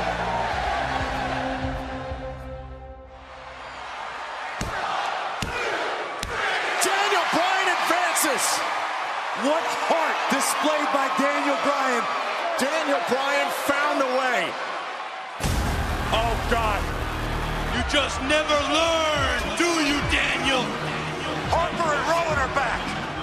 Well, you're gonna tonight. The Bludgeon Brothers interjecting themselves into this matchup. The SmackDown Tag Team Champions looking to dismantle Daniel Bryan. We are witnessing a bludgeoning. Marching straight from the mouth of hell, the devil's favorite demon has returned. Face to face with the Bludgeon Brothers. On the Big Red Machine to Harper and Rowan. Bryan to Harper and Rowan. Daniel with the knee. Kane. Choke slam.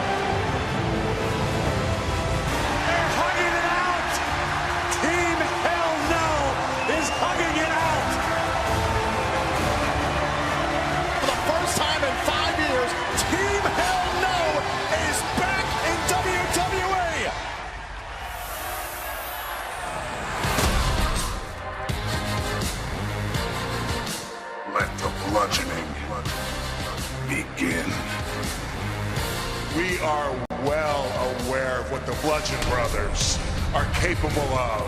They're barbaric. They're unafraid. But let me tell you what they are not. They are not Team Hell No.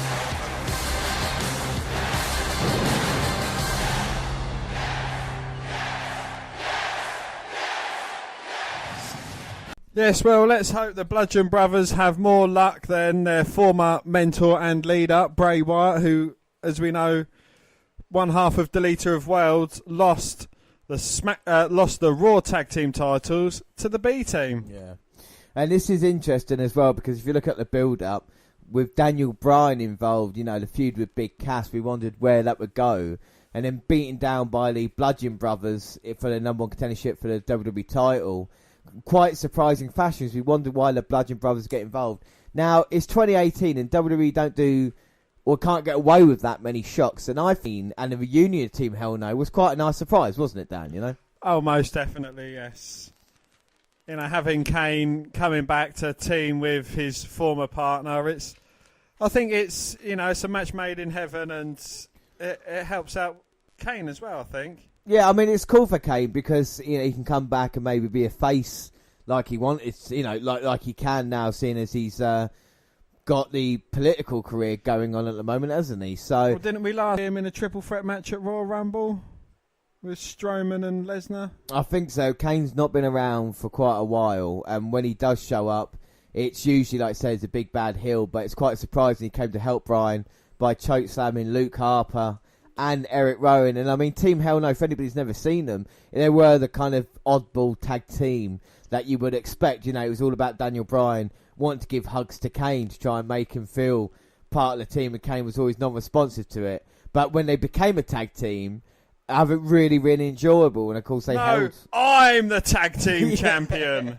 No, I'm the tag team champion. Then I think they even had a counsellor involved as well. They had Dr. Shelby, who was helping them counselling, and weirdly enough, on Raw at the moment, they brought him back to help Sasha Banks and Bayley try and sort things out. So it's weird how it comes around.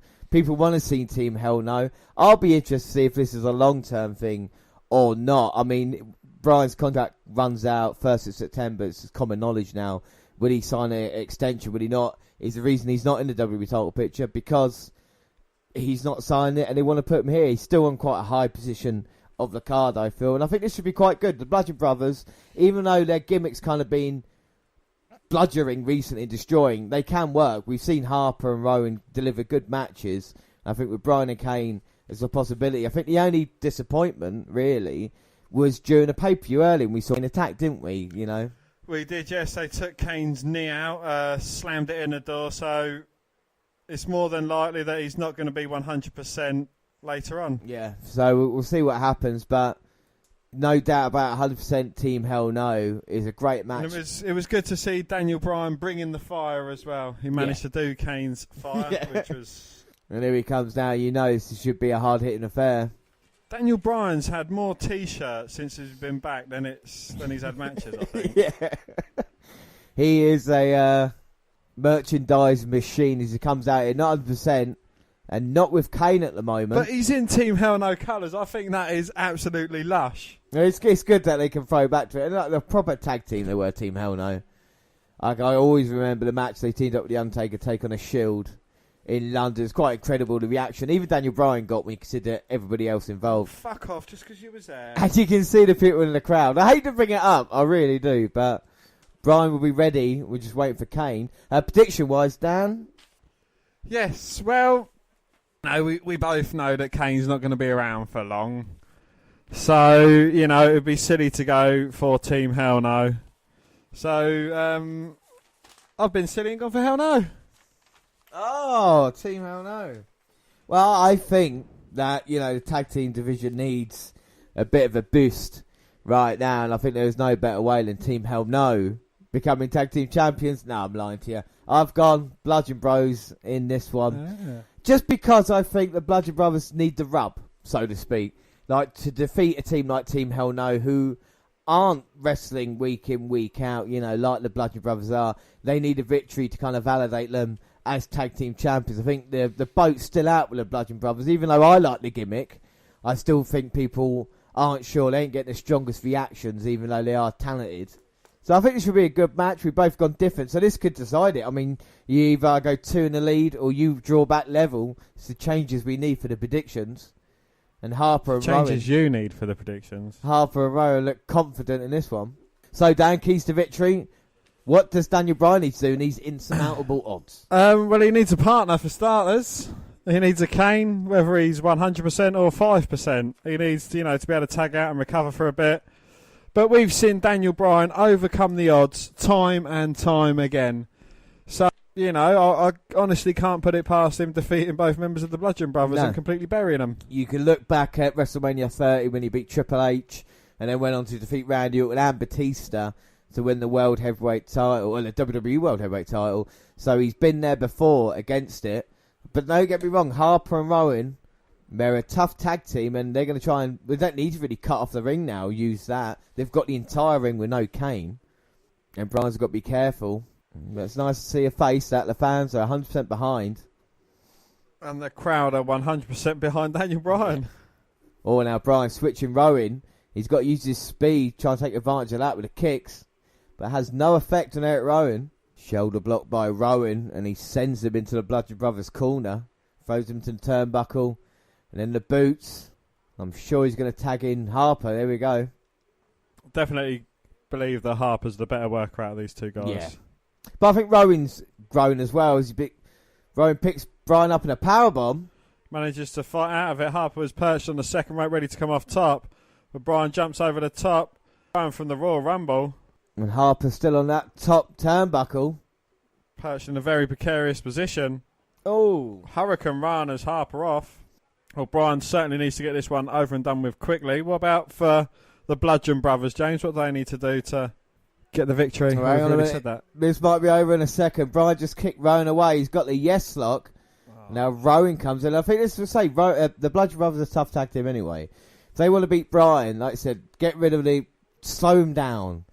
Take all the heart out of Bryan. Take the crowd out of this one. The crowd is probably more important to Daniel Bryan than it is any other wrestler. And the Bludgeon Brothers need to know this. And even if it's boring, even if the fans are gone quiet, that's when it works best. Try and shock them with the kind of offense you're trying to deliver to Daniel Bryan. Try and not only send a message to everyone in the crowd, but everyone in the locker room, that it don't matter who goes in front of the Bludgeon Brothers, they're the toughest tag team in WWE. Well, this is, potentially two guys that have never won a World Heavyweight title, beating probably the heart and soul of the Heavyweight Championship. So, it is sending quite a statement if they were to pull out the victory. Yeah. And the other thing you got to look at as well, that helping the Bludgeon Brothers out a little bit, is we talk about the kind of big men, like Corbin or any of these other guys. And with these two, because they're working a tag team, there's going to be a split coming down the road at some point. They've done it before with the Wyatts, didn't they? It's happening. And now Rowan, the big man, can gain experience. Harper's the better worker. We know he's going to be great if he gets a chance in singles action. And this is letting Rowan grow into it and confidence and going against a worker like Bryan, who we can learn from as well. It might be weird saying that, but... The backbreaker from Rowan to Bryan and then slams him down onto the mat. But again, which team do you think is going to split up first? The Deleter of Worlds or the Bludgeon Brothers? I think the Deleter of Worlds has not worked. Like we talked about earlier when against the B team, it just doesn't seem to click. I think the Bludgeon Brothers, they could have a good couple of year run as a tag team, and I don't think I'll have any problem with that, I wouldn't mind seeing a multi-man match with the Usos involved, maybe a couple of other tag teams. Have a tag team renaissance, if you would, where the Bludgeon Brothers can be that big man tag team that you always seem to need as well. And then a couple of years down the road, I think they're still young guys, then give them a chance to try and go for it, rather than feuding with each other, maybe try one on Raw, one on SmackDown and work that way off. I think with Deleter Wells, it's going to come around soon with Bray Wyatt. They're going to get bored of this Bray Wyatt and go back to the kind of Bray Wyatt they like to book, where he's nonsensical promos and a long rivalry with Matt Hardy over nothing. Bryan's managed to get back into this match. He's just low-bridged Eric Rowan over the top rope. And now he's giving Luke Harper the kicks. Yeah, the Miz kicks. The yes kicks. Don't forget. Oh, lovely backflip over the oncoming Harper. Dives through the ropes, goes to take out Rowan. Gets caught by him, but ducks out the way as Luke Harper comes flying through the second rope, and he takes out his tag team partner unintentionally.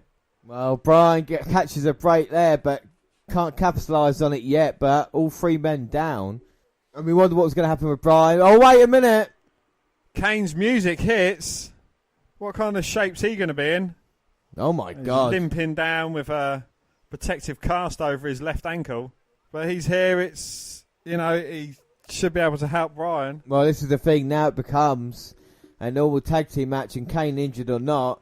But how good's he going to be, though? But he's going to be an intimidating presence on the apron. And that's going to help Daniel Bryan out. He's not in this alone. Well, he can still deliver a choke slam. And it's taken his time to get there. I just want to mention The Miz quickly, because, No, he's not involved in this match. But Brian, Brian and Miz have had problems throughout the year, and The Miz is not here tonight because he's part of the All-Star Celebrity softball game that the MLB do as a kind of All-Star season. And not only did he play in it, he got the MVP. He was the best player in it as well. And that's how awesome The Miz is. But back to the match, and Brian trying to get the tag. When he gets to Kane...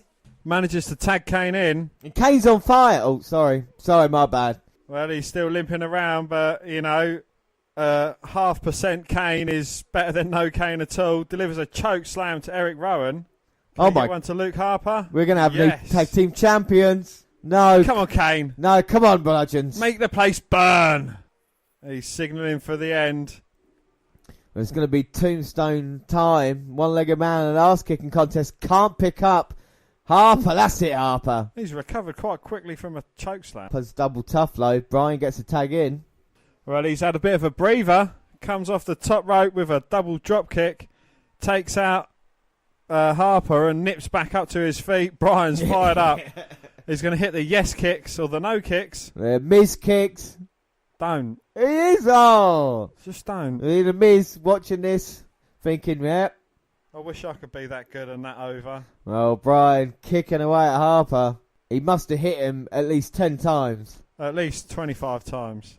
Follows that with a big kick across the beak. But Rowan gets the tag in. Come on, Rowan. And I don't think Brian sees it. Gonna go for the running knee. Oh, gets caught by Eric Rowan. That would look really terribly timed. Yep, but Brian got sent into Kane. Rowan with a spinning kick. Tags in Luke Harper, who's fully recovered. And here we go. Double team powerbomb. Oh! Wow, the powerbomb clothesline combination. 1, 2, 3. Yeah! Bludgeon Brothers win! And you're happy about that? Wow. Well, I told you there'd be a dominant team. They get the pin on Daniel Bryan as well. That was impressive by the Bludgeon Brothers. But as a match, though, I mean, I don't know. I'm a bit upset Kane wasn't part of it, so it couldn't be a proper tag team. But I guess he is, seriously injured by the looks of things. But the Bludgeon Brothers, I feel, needed a victory more than Daniel Bryan did. So I'm quite happy. It'd be interesting to see what happens next with Daniel Bryan as well. What are your thoughts on the match? Well, I'm going to address the negatives first. Eric Rowan, his timing, I think that's slightly out, and that's something that's an issue. And Luke Harper's recovery time as well. He's just been delivered a choke slam, and he gets up a few seconds later. He got hit with the yes kicks, and he recovered very, very quickly from them. Yeah. But is that a case of him not selling well or him trying to portray a monster more? I think it's of him not selling too well as opposed to portraying a monster. I mean, even so-called monsters have been hit with them kicks and they've recovered quite quickly. Yeah. They've not recovered as quickly as others. So, they've still got a bit of work to do, but, it wasn't a terrible match. No, it was all right. We're backstage with a big dog. And the B team showed up. They're celebrating their tag team title wins. And so they should. And Roman Reigns just being a bitch about it. Yeah, I know. They wanted... I mean, Seth Rollins would have had a laugh. Dean Ambrose would have had a laugh. That's why you're not over from the Shield. You just want to celebrate with him. And, now they don't. No, but he's been a dick. But I tell you, interesting thing about Roman Reigns, because we still don't know what the main event's going to be tonight. Well, they need to hurry up and decide soon because there's only 2 matches left, and one of them's either going to be the main event or not. Right, Roman Reigns might have only since 2012, but he's already smashing plenty of records. He's already main event at WrestleMania on 4 consecutive occasions, and is only the second man to defeat The Undertaker at the grandest stage of them all. And he's not going to be the main event because Reigns Lashley is going to be next, but let's tell the story anyway. Well, that alone is more than what some talented stars can achieve throughout their WWE careers.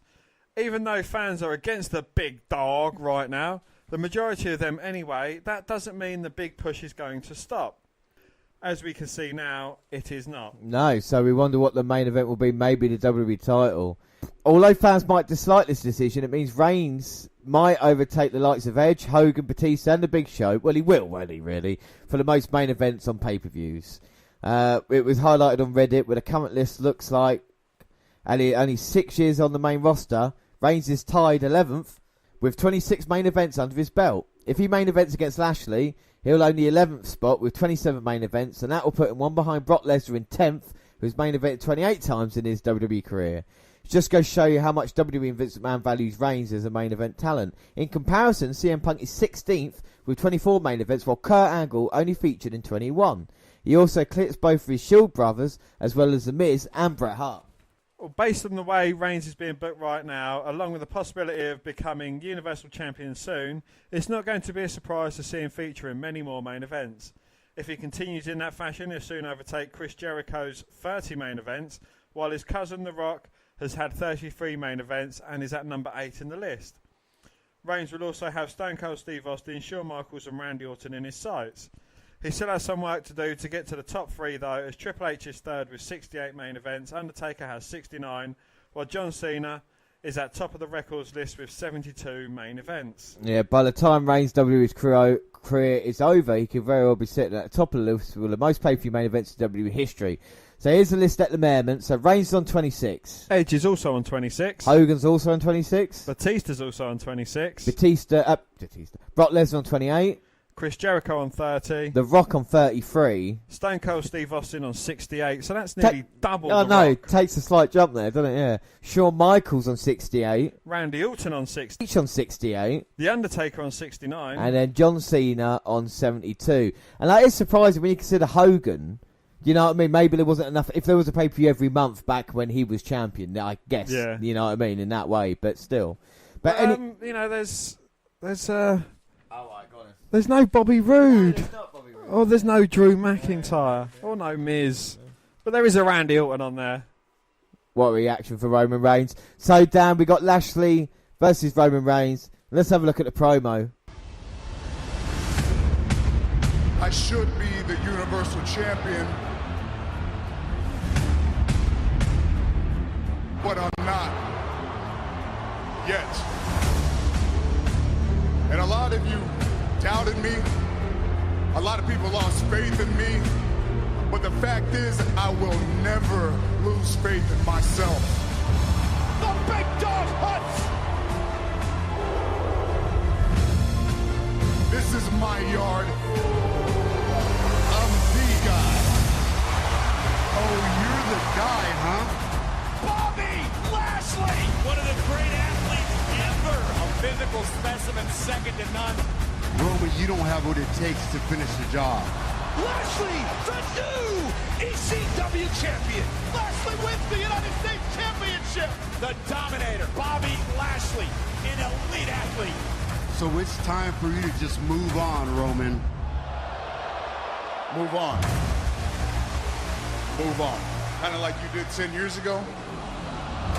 Some of you may not know this, but about 10 years ago, Bob here was in the main event of WrestleMania. Bobby Lashley, and what an ovation from the 80,000 plus. And then what'd he do? He moved on. You left. You quit. Why? You wanted to be a big superstar in the MMA, and how'd that work out, huh? You made a real big impact. Don't you try to downplay my background, Roman. Bobby Lashley is a dangerous, dangerous human being. Because I'm the only one here that has legit tools. And I'll prove that at Extreme Rules against you. Two massive egos, both men wanting to run the show here on Monday Night Raw. Both men demanded this match. The big dog, Roman Reigns, beats the powerhouse, Bobby Lashley. It's all about bragging rights at Extreme Rules.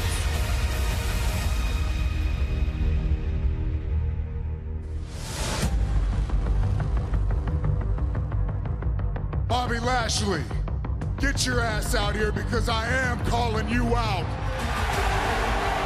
I'm not coming to talk. I'm coming to tear you apart. I don't like Bob. I don't like you either. And here we go!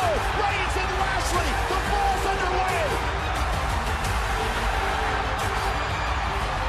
It's about stepping up. It's about becoming the man. Lashley not backing down. Reigns and Lashley are intent on destroying one another. And Lashley again. Now Lashley and Reigns! And Reigns just knocked down.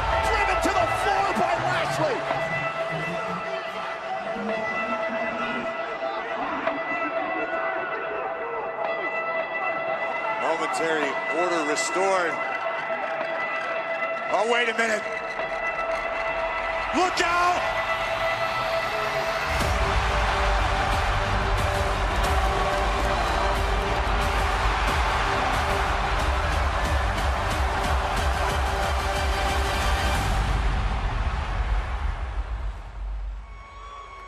So what do you think of the promo? Well, they was teaming together for a little while, you know, having a few tag team matches, and you could see a bit of distance between them both. And, you know, that kind of erupted. And now, you know, they're going up against each other. Yeah, I mean, like you said, the feud with the Revival that they were having made the Revival look bad. But at least Scott Dawson and Dash Wilder did get a victory over it, which not many people can say. Is it almost like they're putting Reigns with Lashley because they know Lashley's not being liked as well? We saw it with Sami Zayn. Putting him with Reigns is just going to make Reigns more popular. This Lashley, anybody doesn't know, was Roman Reigns before Roman Reigns was Roman Reigns. Go back to 2007. Lashley was the next chosen one as the He was chosen by the current US president to represent him in a hair versus hair match. And Vince McMahon was represented by Umaga. And Lashley got the victory there at WrestleMania 23. And the ECW Championship feud with Vince McMahon looked to be on to great things and then left under Vince McMahon? Yeah, Vince McMahon was the ECW champion at the time. I know, mental when you look at it, back in 2007. And it looked like he was going to be the next big thing. And then it didn't work out. He left under a dark cloud. Of course, he's been in Impact now the past few years, along, you know, fighting in Bellator. He's back. They're trying to build up that history, even though when WWE a performer leaves, you never talk about him. But when they come back, all of a sudden, it's like, oh yeah, this is part of WWE history now. It's fine. And another thing interesting, Reigns and Lashley both brawled on Monday Night Raw. Both of them brawling with the roster having to come out here and being stopped. Do you know who wrote that? Who scripted the brawl for them to have, Dan? Was it The Miz? No, it was Paul Heyman. The WWE asked Paul Heyman. He's not really been involved in the creative side of writing for many now. But maybe it's a foot in the door for possibilities down the road without Brock Lesnar if he wants to become and be part of the writing team. And I've got no problems if Heyman wants to be involved. We know how passionate he is about wrestling. I think he's a great wrestling mind, is Paul Heyman. So look what he did on SmackDown when he was writing for them back in 2002. They had, you know, Lesnar and Guerrero, Angle, Benoit, all those greats. So we'll see what happens here. It'll be an interesting match because I don't think the fans are looking forward to it, but are you looking forward to that? I am. I don't know. It's because Bobby Lashley was portraying a heel when he was part of Impact Wrestling. And he was actually working quite well as a heel. Because, you know, he was with America's Top Team, I think. Like, you know, they had them in his corner. So, you know, he had a bit more of a mouthpiece. And, you know, I think he'd work under the wing of Paul Heyman, personally. Yeah, I think that would be an excellent choice. Like I say, Lashley did show a different side to him in Impact. And now he's in WWE. He's kind of gone back to the guy that no one likes, a kind of bland thing. And exactly, someone like Heyman would be a great mouthpiece. But prediction-wise, I mean, this one is difficult because it was originally going to be like a multi-man match at Extreme Rules to find out who would face Universal Champion. But that's all done with now at the moment. So, Reigns and Lashley, Reigns being the guy, I can't go against Roman Reigns in this one. So I have to say, in the dream match between Bobby Lashley and Roman Reigns, Dan? Well, James, only an idiot would go for Roman Reigns. So I've gone for Roman Reigns. Roman Reigns, yeah. I should say, after the Bludgeon Brothers versus... Well, that means you've won. After the Bludgeon Brothers and Team Hell No, I go 6-4 up, and we've still got 4 matches to go after this, so it's still tight. So now, Reigns, Lashley, yes. So, why have you got Roman Reigns for in this match? Because it's Roman Reigns and it's WWE. Need I say any more? Yes, please. That would be helpful. Yeah, that would be grand. Well, you know, it's Roman Reigns going against a very similar Roman Reigns, and what more way to put Roman Reigns over than him pretty much beating himself? Yeah, it's almost like WWE saying, look, we can give you Lashley if you want, all right? So just be happy with Roman Reigns. Otherwise, we're going to bring back... I'm trying to think who else was it. Ted DiBiase Jr. It's like Roman Reigns versus Roman Reigns that can't talk on the mic. Yeah, that's just true. I think Reigns is a better worker than Lashley. I don't want to be horrible to Bobby Lashley in that, but I feel like Reigns has had better matches and Lashley's shown a bit of power. And we talk about keys to victory in this one. I think with Roman Reigns, the big dog, he just needs two Superman punch and spear. I think he'll get the job done. What about Lashley? What's he have to do if he wants to topple the big dog? Well, he has to dominate Roman Reigns. You know, because Lashley's not really been challenged as such since he's been back. So, you know, I mean, I don't mean to discount Sami Zayn, but, you know, going against Lashley, I don't think it's too much of a challenge. I think Lashley has what it takes to be better than Roman Reigns. Do you? Yeah. Wow, that's surprising. I don't know. I quite like Roman Reigns in a weird way. I like the kind of heritage that he has, and I don't think that gets used enough. And yeah, sure, he's going to be the guy, but I think he's better than Lashley as he catches Bob with a right hand there, drops him down. Who's more powerful out of the two, would you say? I think Lashley's got more explosive power. I think he can use it when he wants to. I think this is the problem. We want to see all the kind of exciting power moves that you can hit. Look at Goldberg 20 years ago. Do you know what I mean? No kind of moves. I think if Lashley was to come out and do shit like that, I think people will sit up and take notice, you know? Indeed, yeah. I just had no idea. Bring Ryback back and have him feud with Reigns. You could have had. Do you want Ryback, do you? We'll give you Ryback. We'll give you Lashley. We'll do it. What other boring wrestlers can be brought back? We'll bring back Rene Dupree. The fans are booing as Reigns hits the back elbow. But at least it's not the main event. Well, this is a good thing, isn't it? You know. But to be fair, are they doing right by Reigns? Put him in a singles match with no kind of Extreme Rules, with no help.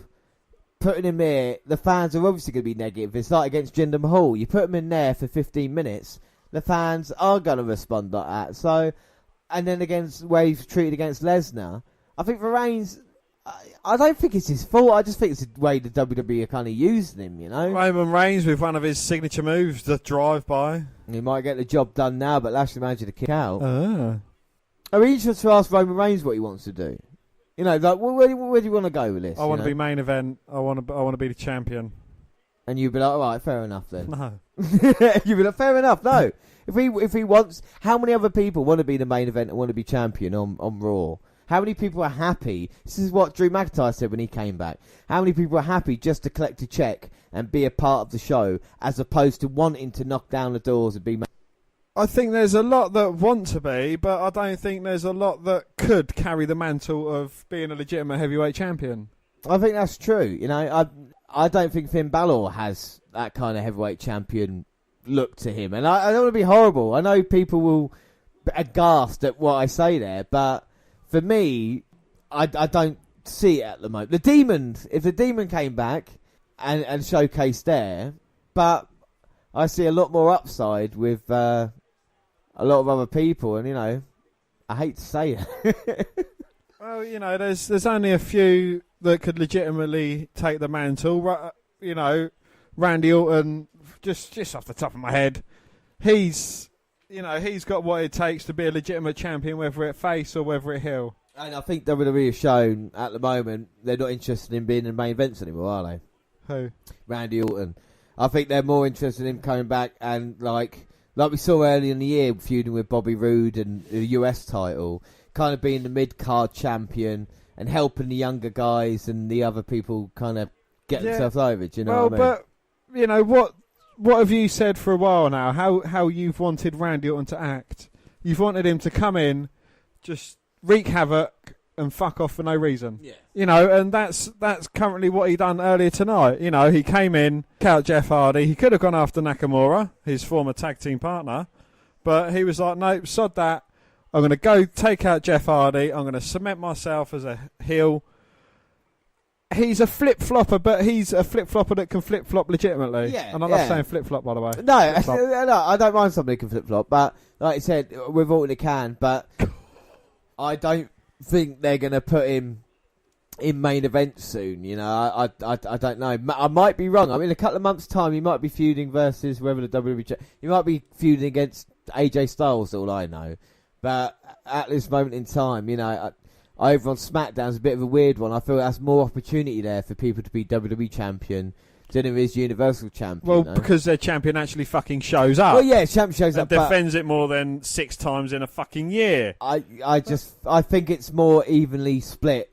Whereas on Raw, you've got Lashley and Reigns. Well, Lashley and Reigns, they've actually to the outside after Reigns taking Lashley off of the steel steps after he had landed on them quite spectacularly.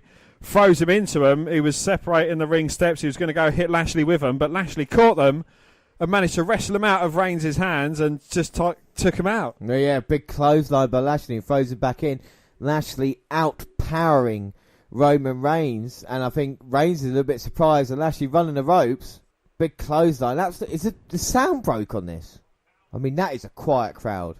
I think Bobby Lashley is a better in-ring performer because, you know, he's got better moves, more crisp moves. With Roman Reigns, I think a lot of the time, you know, he's just right. What do? I'll go for a spear. I'll go for my flying clothesline. I'll go for my drive-by. I'll go for a Superman. You know, he's just got 6 moves and he kind of doesn't go far from them. It's like Jared playing WWE 2K16. No, I don't know. I don't know with Reigns. I think with Reigns, it's a position he's been put in. It's Lashley's got a lot more. People said this about Cena 10 years ago, about Cena only having 5 or 6 moves. So it's a position where you are and what moves you do hit because you are taking punishment the majority of the match. Lashley now is going to be the one dishing it out to Roman Reigns, and it'll be about Reigns recovering. A lot like Power Slam. That might be it. Oh. Reigns managing to kick out. Like you said, with the face, the guy, he usually gets, it's like Hogan matches, isn't it? Gets beaten down, makes the comeback. He's usually only hitting maybe 5 or 6 minutes. I hate to be a Roman Reigns defender, but I'm just trying to, you know what I mean, trying to look at it in a different way, and hopefully in a few years' time, Reigns then gets a chance to show what he's about. Yeah, but when was the last time you saw Reigns get technical? You don't really get technical. But, I mean, you look at his matches against the Shield, and they were good matches, you know. And you could argue, it's the Shield members, but it's about the chemistry and how they know each other as well, you know. And this match is not too bad. Lashley there, diving crossbody, and is he going to go up? Well, Lashley going up top. Well, he doesn't normally go up here. He's sweating profusely. Sweating, though. Fucking hell. That's why. That's because he hasn't got a sweatband on. Wow. Double axe handle smashed straight to the forehead of Reigns. And he's calling for the end. Looking for the Dominator, perhaps. And I think, his headband went missing. And now Lashley is suffering for it. Just borrow one of Cena's muscle bands. Yeah, stick that in your head. And can he pick the big dog up? No, Reigns catching him. And he's got him up Samoan drop. No, Lashley holding on to the top rope. Oh, is it because he's part Samoan? Oh! He kind of FU'd Lashley over the top rope to the outside. And Lashley bounced off the mats on the outside. And how thin are those mats? Those mats are wafer thin. They're mere millimetres thick and are just covering concrete. And Lashley went splat. Oh my God. Hell. He landed fully on his side as well. And how Lashley's recovering, I do not know. The referee up to 8, and Lashley's struggling to get in. As he comes in, Roman Reigns catching with a big leg drop, tying Lashley over the second rope. Oh, goes for a cover, but Lashley just managed to get his shoulder up at 2. I'm sorry, I'm just laughing at the fact of he hits an AA, then hits a leg drop. It's like, is he just trying to copy John Cena's moves at the moment? I don't know. And Roman Reigns is going for a stunner. Yeah.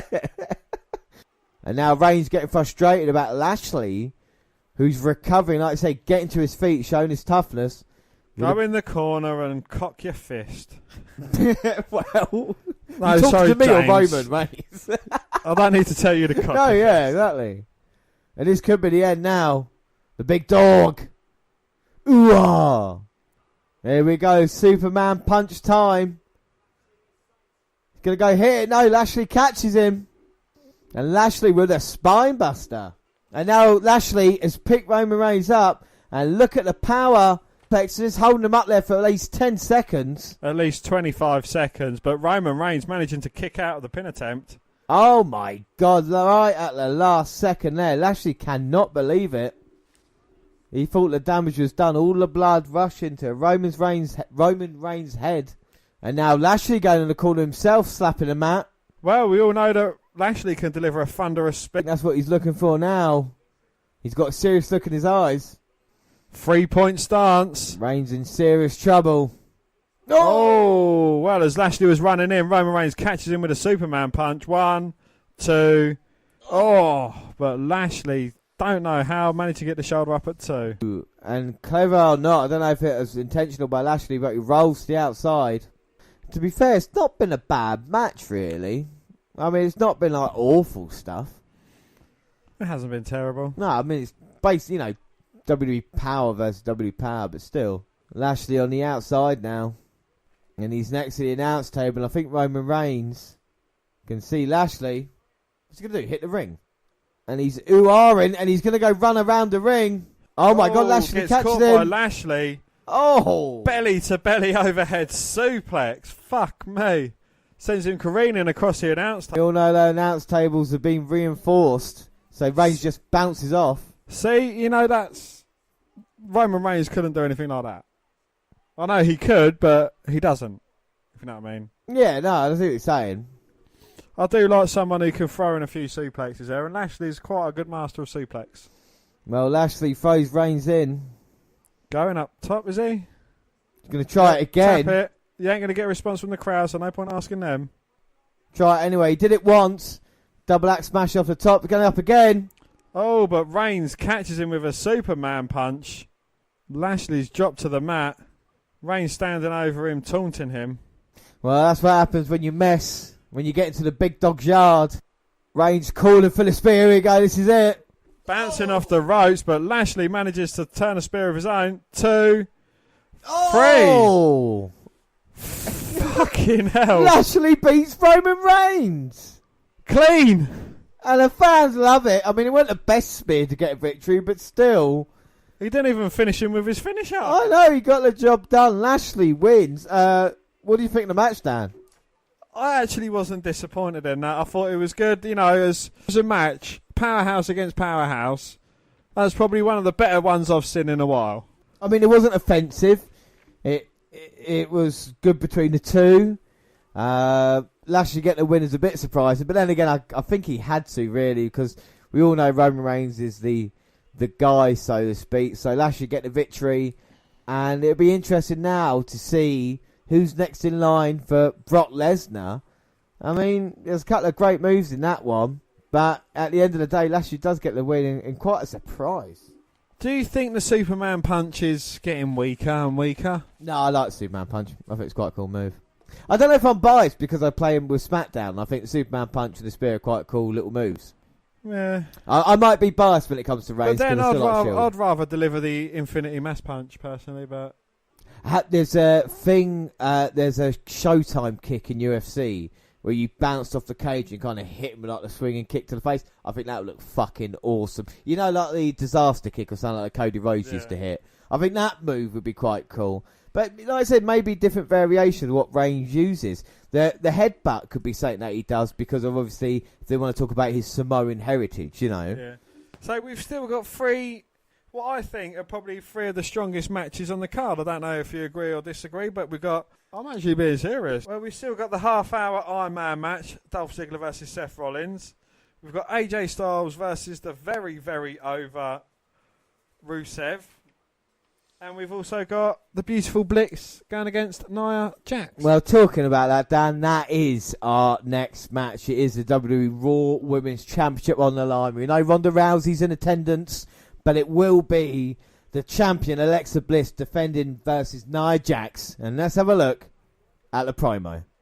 Of course, this is Ronda Rousey's first championship opportunity. And we are going to find out how ready Ronda Rousey is tonight. Nia Jax, perhaps the most powerful force the women's division has ever seen. Oh my God! Ronda moved out of the way. It may have her opening. It's a Hail Mary. Going for the armbar. Ronda is prying at the champion's arm. Ronda, a fingertip away. 30 minutes. Alexa Bliss, the match is over. Alexa Bliss earlier tonight won the Money in the Bank contract. Now with the briefcase in hand, she's assaulting Rousey and the champion. She's cashing in. Alexa Bliss is champion. Not only is Nia Jax going to be furious, but Ronda Rousey just got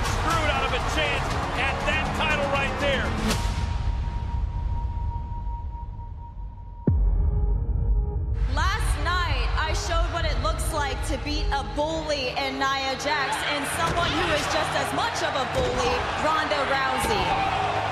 Well, there she is, the baddest woman on the planet. Did you come out here to show me all the bruises and welts that I left all over your body? Still hurts, doesn't it? And if you ever want a championship opportunity, you better get in the back of the line, you overhyped rookie.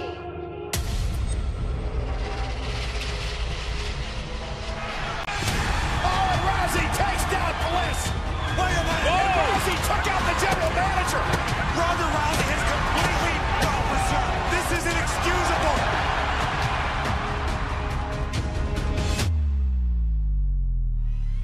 Oh, my God! Bliss to a table! Rousey put Bliss to a table! I'm sorry. You're going to be suspended for 30 days. You might even ruin your chance of ever being the Raw Women's Champion. He can suspend me for 30 days, but save your good luck wishes for Alexa Bliss. Because after these 30 days, I don't care if she's champion or not, I'm going to be back here kicking her pink-haired ass.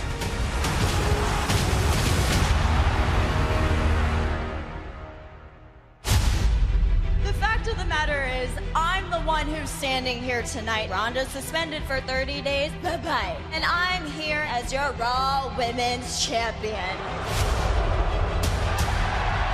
Alexa, I was with Kurt Angle backstage, and he just informed me that our Raw Women's Championship match will be an Extreme Rules match. Rules go out the window. You can do anything you want. Even though I'm suspended from Raw, I'm not suspended from Extreme Rules. And then I'll be buying a ticket. It's going to be a front row ticket. This needs to end. And at Extreme Rules, it will. Here's the cover, and Nia Jax in the toe. Wait a minute! Bliss with a kendo stick! This Sunday, perfectly legal. Alexa will try anything to try to wear me down, but it won't work. She cannot break me. But I can break her. Oh my God!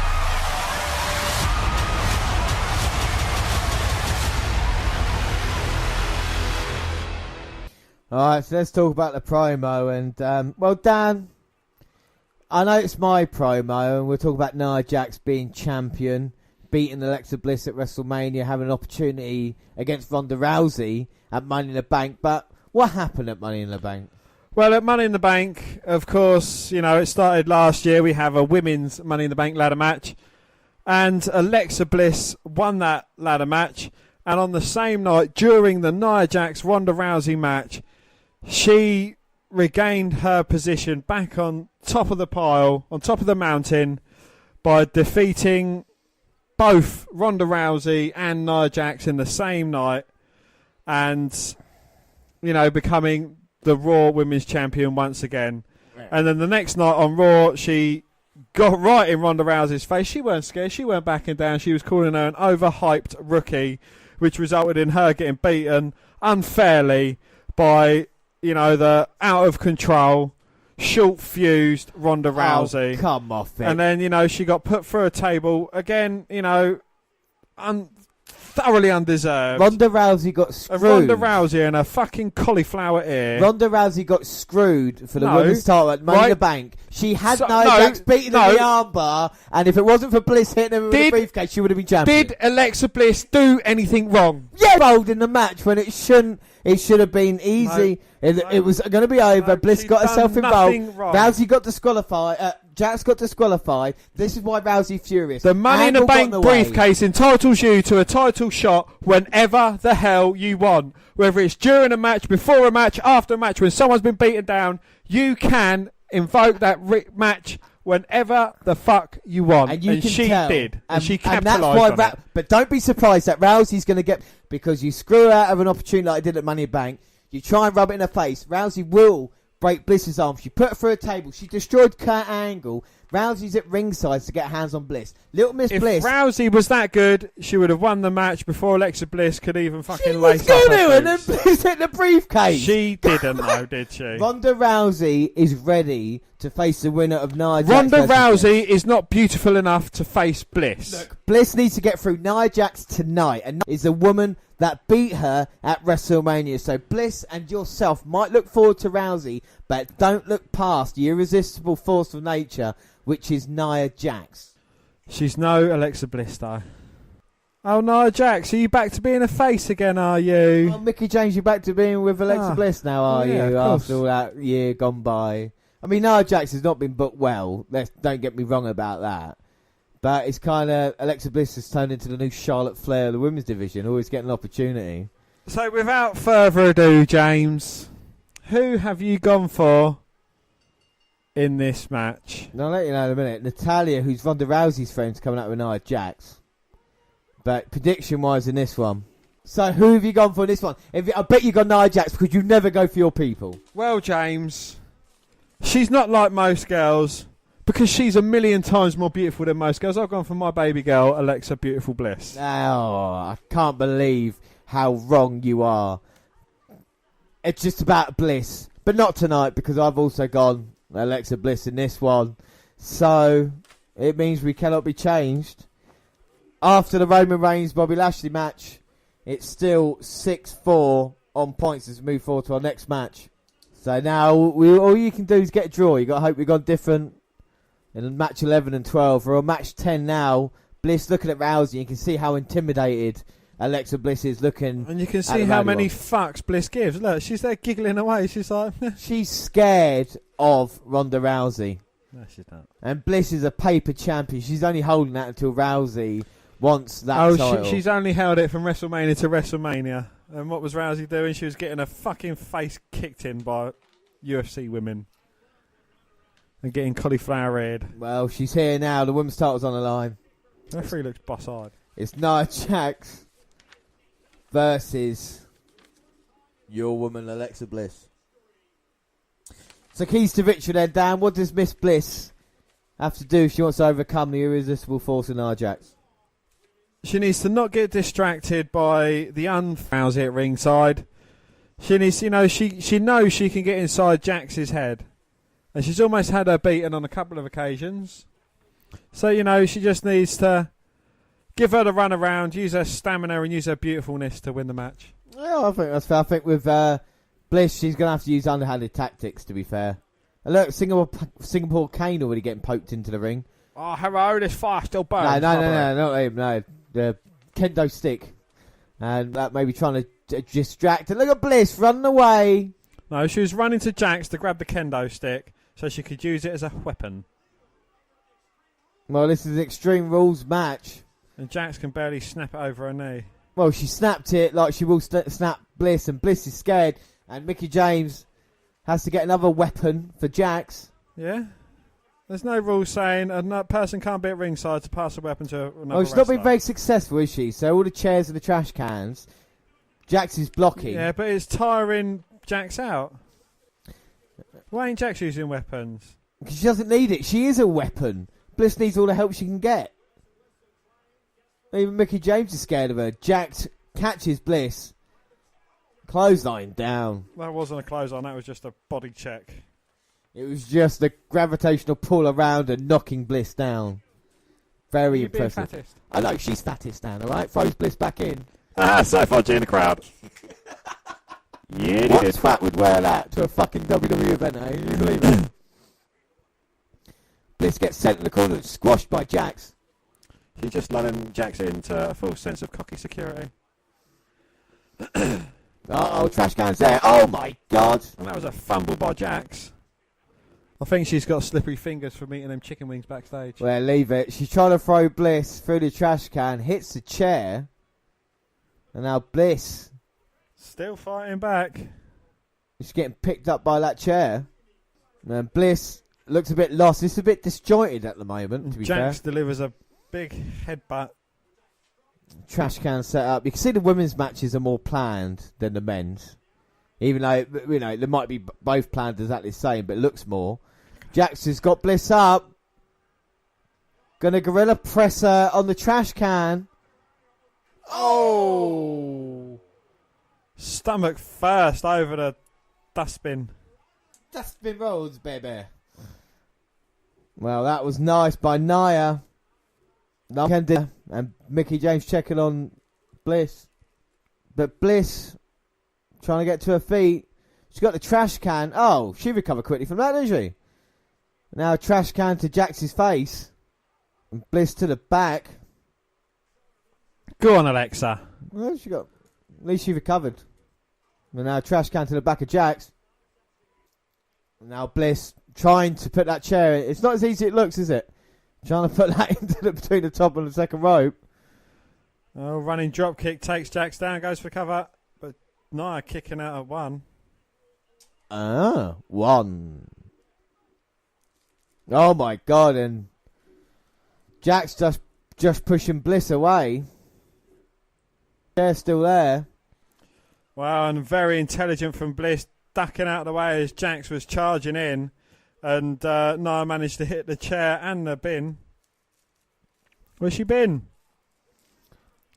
She's been beaten down. And now Mickie James has got the trash can lid, going to give it to Bliss. There are no rules saying that someone can't jump up on the side of the apron. What's Natalya doing? There's no rules to say you can't stop someone else getting involved in a match. And Natalya beating down Mickie James. There's no rules saying that Bliss can't give a fucking beating to Natalya. That's it. Mind your own fucking business, cat girl. Bliss. Fuck off. Bliss and James teaming up. Oh, look, what's Rousey going to do? Right, she's a No, she can't. She is a ticket-buying spectator. She can't legally... Security! Ronda Rousey now beating the piss out of Mickie James. A fan can't... Thrown into the barricade. That is illegal. By the way, Ronda Rousey's not just a fan. She's the baddest woman on the planet. And now she So that doesn't mean she can do what she likes. Well, she just picked up Mickie James. She looks like she can at the moment. And there you go. What kind of fucking move's that? The spinning roundinator. That looks like she's got a fucking wart under her left eye. And Ronda Rousey now going after Mickie James. Throws on the announce table. Thank God someone saved this match. This was probably the worst match of the night. And if it weren't for Ronda Rousey getting involved, we'd had no excitement. But now she's looking square on at Alexa Bliss. And now look at Ronda Rousey again after Bliss. And Bliss running away. See, that's it. Well done, Mickie. Go on, whip her in front of her boyfriend. Go on. Hit her again. You see what Mickie James just did then when she went to swing? She didn't mean to do that, and Rousey's down. The baddest woman on the planet is getting beaten down by Mickie James. And Alexa Bliss, double team move. Yeah. And now Nia Jax slowly recovering in the ring. Bliss off the top. Flying cross body, gets caught by Jax. Samoan drop time, now Mickie James is in. Well, Alexa Bliss got the chair, and now using it on Nia Jax 2 or 3 times. Oh, plant her with that beautiful DDT. Go on. 1, 2, 3. And against the odds, even when Ronda Rousey stuck her fucking hooter into the match. Oh, look. Yeah, that's it. You know better than to climb out that ring and try and chase her. Right, so Alexa Bliss gets the victory after using the chairs, hits the DDT on Jax with Mickie James' distraction, gets the win. Ronda Rousey comes in. The worst match of the night so far. So disjointed between the two. I don't know. The weapons, the kind of the interference from Mickie James as well didn't help it at all. I think the only thing that really saved it was Ronda Rousey getting involved, the excitement from the crowd actually caring. We do want to see Bliss versus Rousey. That's what we're looking towards SummerSlam. Nia Jax is unfortunately just, put in between there. I don't think it worked at all apart from that, Dan. I don't know what you think of the match. I don't know. It just seemed like everything that went on in this match was scripted. Like, where some matches, even the Roman Reigns versus Lashley match, it had some flow and some continuity to it. But this, it just seemed like, every moment it was read from a script. Yeah, and it didn't work. The chair spot in the middle, Mickie James' involvement in it, I don't think worked that well. Like I said, only the Ronda Rousey thing here. This is more of an angle advancement than it was with anything else, and this could have been on. This could have been on Raw. It's Ronda Rousey sat there flashing. I've got tickets. I've got tickets, and then she jumps the barricade, And she gets involved. It's like, well, you know, you could have fucking pulled that, really. Yeah, and this is the good thing about it, and this is what WWE are doing different to Rousey than they have done Roman Reigns or anybody else as well. It's the kind of giving her all the tools to be successful. You heard the cheer from the crowd there. They're not booing her or indifferent from her. She kicked ass, got suspended, a la like Steve Austin and anybody like that. Is at ringside as well. Remember when Goldberg was at ringside and fucking got involved with Brock Lesnar? They're giving her all the shortcuts to make Rousey be the true star. Yes, they're sacrificing everybody else, be it Nia Jax, Asuka, or anybody else to do this for Rousey. But at least they're getting behind someone, you know. And like I say, Bliss will be the next sacrificial lamb come SummerSlam. But then, answer me this. Riddle me this. Would you have pursued what they was doing with Asuka previously to WrestleMania and not had Ronda Rousey about yet, maybe in NXT? Or would you have kept, you know, them basically destroying Asuka and pushing Rousey? I would have had, if it was going to make a choice, I would have looked at the long term and not the short term. Now, with Ronda Rousey, they've obviously got a game plan in their mind where at WrestleMania she will main event against Charlotte. Now, I've got no problem with that. My thing with Asuka is that they could have had 2 WrestleMania main events. You have the undefeated Asuka at the WrestleMania coming up now, and then the following year you could have done Charlotte versus Rousey in that way. You know, I think with Asuka, they stopped all her momentum because of Ronda Rousey. I like Rousey there, but there's the way they could have done both. They could have built Asuka to have a meeting with Rousey, and then down the line had Charlotte versus Rousey as well. You know, and then you got 2 years of planning rather than a year. The reason why WWE have hot-shotted this for is because they don't know how she's going to be around or how long she's going to turn around and go, do you know what? I actually don't like this long-term schedule and all these bumps I'm taking in the ring. I want to go back and do some acting or some MMA. So it's WWE's plan. I would have looked at the long-term plan and used Asuka properly. But I'm at the women's division at the moment. I'm not sure about it. It looks okay on paper, but when you really get down to it, it's not firing at all cylinders. But one match that should now bring it round to us. It is the co-main event of the evening. It's the WWE Championship on the line, and it's the champion AJ Styles versus Rusev. And let's have a look at the promo.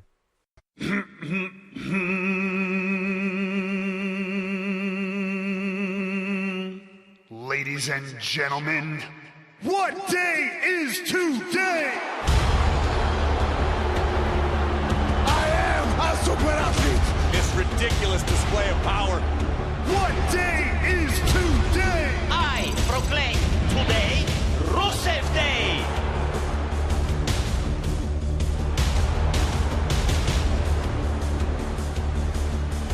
How do you stop the Lion of Bulgaria? What day is today? Monster kick! Accolade! Rusev has a WWE title opportunity! AJ, I'm coming because today I'm breaking the door down to your house, and every day I'm taking the title, and it's gonna be a great Rusev Day.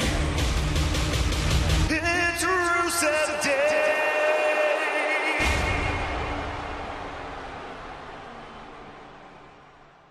I get down to business. At Extreme Rules, I will defend my championship against a man who is bigger and stronger than me. But what else is new? I kind of like proving people wrong. I get down to business. Having the match of my life is what I do. They don't call me phenomenal for nothing. I get down. This right here is the house that AJ Styles built. I get down to business. AJ Styles is the WWE Champion. AJ Styles, the longest reigning WWE Champion in 5 years. A mastermind of offensive innovation. Rusev is a super athlete, but he's not phenomenal. AJ, I don't care how phenomenal you think you are. You've never faced this Rusev, who for the first time ever has a WWE title opportunity. Styles in English one-on-one. Obviously, Rusev hoping that Aiden English softens up AJ Styles. Is Aiden English going to tap out to the champion? Yes, he does. Rusev from behind. I'm coming to break down that door, throw you out on the street, and take that title.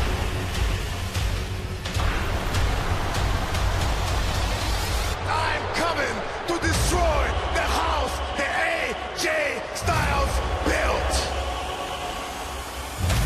And it's gonna be a great Rusev Day. Happy Rusev Day to you, Dan. Happy RKO Day to you too, James. It's Rusev Day. Come on now. We've just seen the promo. Let's watch the entrances. Rusev. Ha ha ha. Dun dun dun dun dun dun. Well, it's just like Jinder Mahal did to Randy Orton. I think we're going to see a massive upset here tonight. It's just like Drew McIntyre's never done win a title. What do you mean win a title? Heavyweight title. Well, yeah, come on then. Get it right, because this is Rusev's first WWE Championship opportunity. Dan, what do you think of the promo? Well, the promo, we saw him beating the awesome Miz to earn himself a title opportunity, because the Miz is obviously not awesome enough to defeat Rusev on what is always known as Rusev Day. It was a multi-man match, to be fair. It weren't just the Miz, was it? So, you know. Well, but the Miz tapped like a little bitch when he got caught in the accolade. But we was talking earlier about wrestlers and have they got the look and what it takes to be a heavyweight champion. Does Rusev? I think Rusev as a face could work really well, but he's a heel at the moment, isn't he? We've seen the sneak attacks that he's done to AJ Styles recently. Even though the Rusev Day is popular, I think Rusev's definitely got the look and the ability, and the other thing that he's got, you know, that I think is a character-wise and a sense of humour. I think Rusev could be a huge star. Shocked that AJ Styles is still WWE Champion. They said he was the longest WWE Champion 5 years. Quite incredible when you think he was going to go to Raw early in the year. So what do you think of AJ Styles' WWE title run then? I think it's great. I think it's well deserved. You know, it's definitely the reason why they brought him here. He's a phenomenal athlete. He's had some very, very good matches. And, you know, it's who else but Quagmire, but Styles. Yep, so in this one, I have gone for a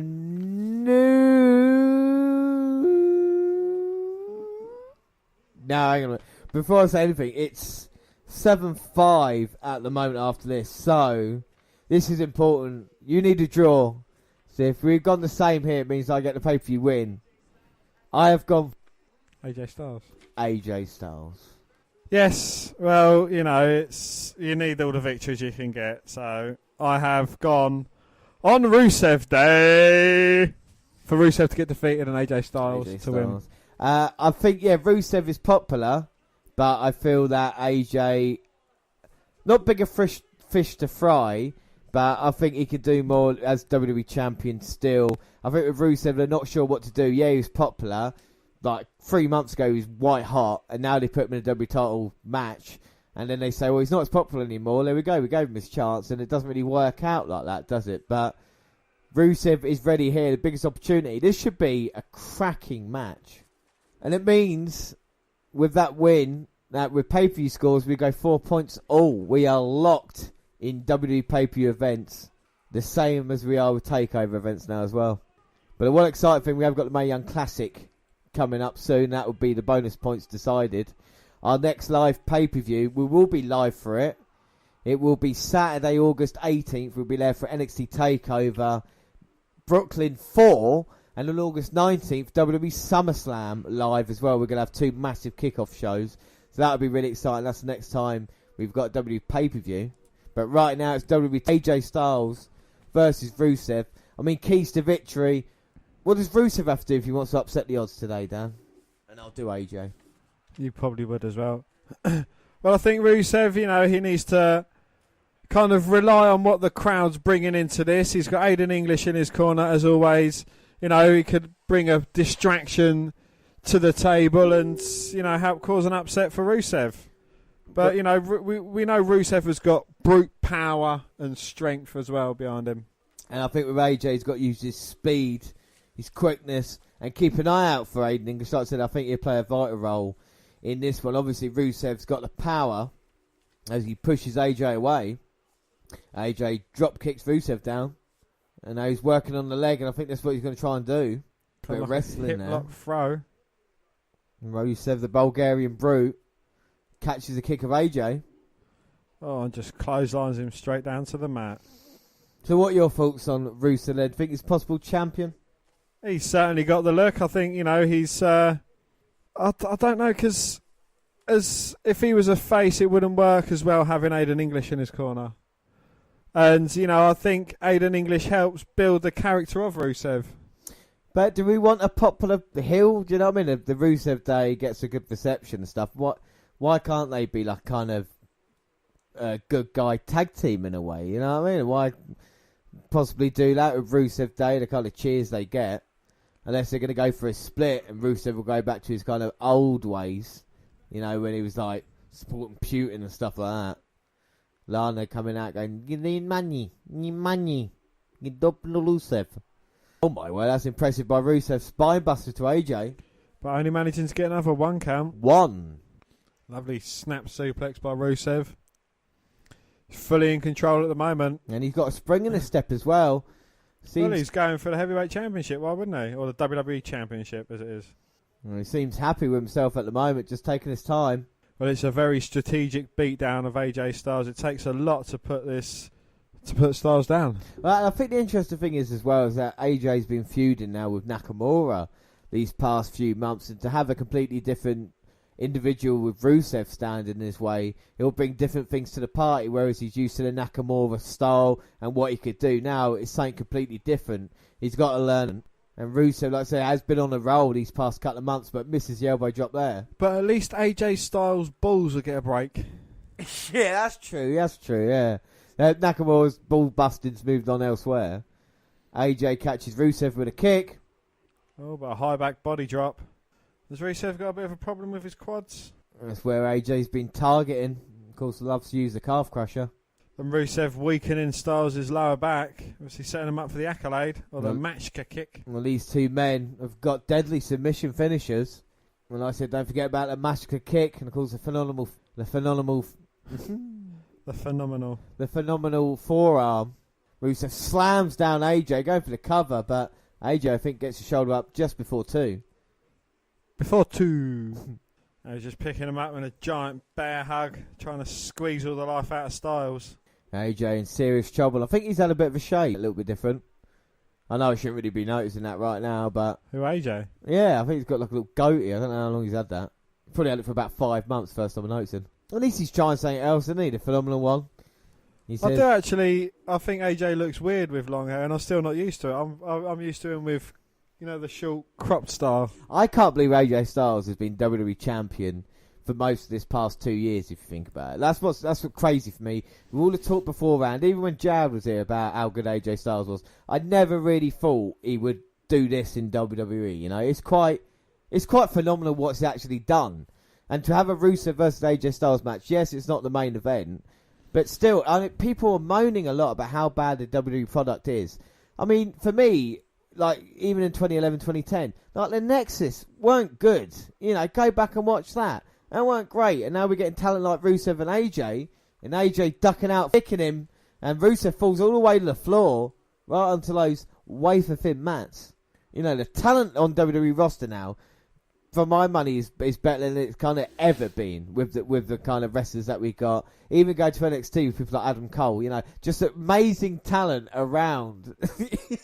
Are you seriously some sort of cunt?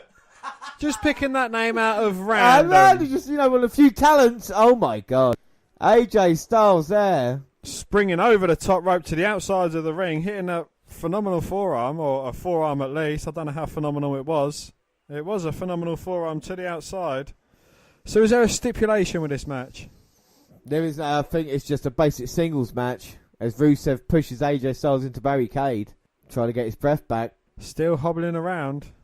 Rusev's got a lot of trouble in that calf, on the quads. And a lovely combination there by AJ Styles with the forearms, then the kick down. And he flies in with a forearm after bouncing off the ropes. That fat bad in the front row. Now Rusev trying to get to his feet, but backed up into the corner. Styles splash. And he's trying to lift Rusev up onto his shoulders, but Rusev managing to fight out.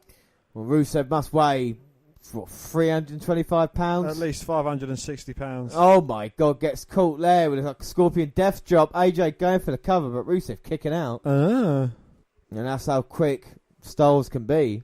AJ going for the Styles clash, but Rusev powering AJ back into the turnbuckle. Trying to follow it up. Styles looking to roll through for the calf crusher, but Rusev holding on to the top rope. And now Rusev catching him. Oh, placing him up on the top rope. Oh my word. And then just punching him off of it. Much to Aiden English's delight. Yeah, and AJ's on the apron, gets kicked off. And now Rusev gives him a chance to catch his breath. But high risk, he's not, is he? He's trying to get feeling back in the leg, bouncing around. Well, we don't see Rusev flying that often. But here he comes. Oh, well, he nearly made it, but he got caught by AJ Styles, who hit him with a big forearm as he was charging out the ring. And Rusev's down, but not out yet. But AJ's in perfect position here. Well, he is, or he will be when he recovers. Both men trading blows as AJ Styles is in a very precarious position on the outside of the apron. Hits him with like a step-up enziguri. No super smiley fan in the green T-shirt on the outside. Maybe he's dead. And now AJ going to look for the phenomenal forearm. Springboard. No, it's not. Of course it's not. Rusev's down. Went in for that 450. Springboard. Rusev moved. Boot to the face. Rusev rolls through. Now can he get the calf crusher locked in? No, Rusev follows it through. Hey. Locks in tries to lock in the accolade. Both men countering each other's submissions. Styles grabbing the leg. Rusev kicking him off. And now Styles going back to chop the big tree down. Oh, great reversal there between two submissions. And Rusev kicks AJ as he comes running in. Looking for the running forearm. And now like a kind of downed kick. Rusev's left leg's bothering him. And Aiden English not coming to play into this match yet. What I like about AJ Styles, when he just goes to hit that move, looks like he's going to hit that move. You know, early with Lashley and Reigns wasn't going to hit a move. He just was there waiting to get hit. And AJ makes the psychology look better, and now he's getting hit. Fall away slam. No. Styles again rolling through, looking for that calf crusher. Rusev in a lot of agony with his quads as it is. And he's got it all in now. Far away from the ropes. Rusev struggling. Now Rusev reaching, and Aiden English trying to pull the rope nearer. And after, a little assist there from Aiden English, he's come into play now. And AJ realising that as well. Mark Yoda saying, look, I didn't see it. And now is AJ going to take his eye off the ball? He doesn't want to. Now English is getting chased around the ring. And now Rusev's recovering. Well, Bulgarian recovers just in time. Belly-to-belly overhead suplex from Rusev. And AJ landed with a splat. Now Rusev throws him back in. Can he capitalise on this? Mashka kick. Bang. Hits the mark. One, two. Oh! AJ Styles just managing to kick out. And I think that hurt Rusev as much as it hurt Styles. Well, Rusev looks like he's crying in pain. Going to try and fight through it. He gave everything there. Has he got enough in the tank for one more big move? Well, he's saying, all right, one more Mashka kick. And the WWE title will come to Bulgaria for the very first time. Trying to stamp some life into his foot. Tuning up the band. Yep, showing how tough he is. Ah! Styles ducks it, hits a Pele kick. Oh, Rusev. Oh, will he go down? No, he's down on one knee. He's not sure if he's still in it or not. Wow, he was playing a bit of possum. Hello, possums! Because he catches Styles with a knee to the face and follows it up with a kick to the head. Oh! Goes for a cover, but only getting a 2 count. 2! Rusev rolls through, trying to go for the accolade, but he can't. His left leg's hurting him too much. And I don't think I've ever seen anybody before target the leg, so he can't put the accolade on. He's going to try and fight through the pain. AJ looks out at the moment. He's got half an accolade in. It's only half as painful. Oh, and AJ getting his arms out as Rusev tries to hook him. Means AJ can crawl to the bottom rope. And AJ managing to get to the bottom rope without assistance. Yeah, both men have had the submission. You would say it was Rusev who struggled the most. And now Aiden English. Oh, well, he's just ripped the turnbuckle padding off of the turnbuckle. And now AJ Styles is down this. Rusev slowly trying to get to his feet. Last chance, come on. There'll be a lot of fans celebrating Rusev Day today if he is champion. A big stamp to the back. He's hit some life into his leg. Oh, wow. Rusev head first into the exposed turnbuckle. Thanks to Aiden English. Yeah, AJ, unfortunately, led him in. Ducked out the way at the last second. Well, he nearly went to the wrong corner. And now Styles. Rusev's down. Styles going to try it. Springboard 450. 1, 2, 3. Oh. Fucking hell. Rusev managing to kick out. Well, Rusev showed his toughness. He's still in this match. He's out of it, but he's still in this match. Rusev Day. Rusev Day. He's got his fans here as well as AJ Styles. Oh, my God. Yes, and AJ Styles looking for the phenomenal forearm. Takes out Aiden English on his way to the outside of the ring apron. Vicious drop kick there. He's got his right arm loaded up. And he's calling for Rusev to get back up. Look at that look in Styles' eye. Bang! Straight on the money. 1, 2, 3. And still WWE Champion AJ Styles. Yeah, winning there in, I think, quite a good match, Dan. What are your thoughts on that? I was very impressed. These two guys have got a lot of chemistry. I think Rusev is a great athlete. And one day I do hope he is WWE or Universal Champion. It is, it's these two guys, they just worked, they clicked, they had a lot of chemistry together. I like the way the left knee of Rusev come into play. He was not only trying to overcome AJ Styles, but he's trying to overcome his injured left knee, which was obviously causing him a lot of pain during the match. And I like that, I like to see things coming into factors like that in matches. Yeah, and I think Rusev played it off really well. I think AJ Styles is such a great talent. He's called a phenomenal one, but you look at the matches he has consistently, always putting out good matches against everybody, and with someone like Rusev who can have good matches, this is definitely a way that they could have a feud over the title. I would definitely see Rusev versus Styles again. Rusev's a bit upset looking at Aiden English and saying, look what happened to the top turnbuckle. English apologising. I'm sorry, Rusev. Well, this is it. Accolade. AJ made sure he got out of the way. But yeah, I think it was great. I would love to see Rusev as champion down the road. And AJ Styles, what is next? Well, I only hope Samoa Joe might be ready for SummerSlam. I would love to see that matchup as we move on here. And we've only got one match left. After that, points-wise, even though I have one, it is 8-6. Don't care, James. As we move on to the main event. I need to keep the scores, of course. Well, it is AJ Day. Well, is there a bit of distinction in the Rusev Day household now? Will Lana be getting beaten when Rusev gets home? We just don't know. Oh, look, Ronda Rousey. When she's not getting her fucking self involved in matches that she shouldn't be. And when Jeff Hardy's not getting his balls kicked. On this day. I'll tell you what, some sad news, injury news. Fandango tweeted, he says, see you guys in 6 months. And this would indicate an injury of some sort, and sure enough, WWE report today that he's in fact injured and headed for surgery. That's a shame, isn't it? Fandango out for 6 months. Dan, you must be devastated. Oh, yeah, I mean, this pay-per-view was definitely missing something, and Fandango and Tyler Breeze dancing around like a pair of cunts would have made it whole. I'm glad you're in such a good mood. Oh, Seth getting interviewed by Charlie Caruso before the match. And of course, don't forget, Drew McIntyre beat Seth Rollins on Monday Night Raw. Probably the biggest victory of Drew McIntyre's boring career.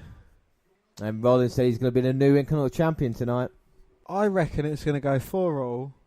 And then ninth and deciding pinfall is going to be an interference. Yeah. Time since SummerSlam Night 2, the Intercontinental Championship is up for grabs in a main event of a WWE pay-per-view, eh?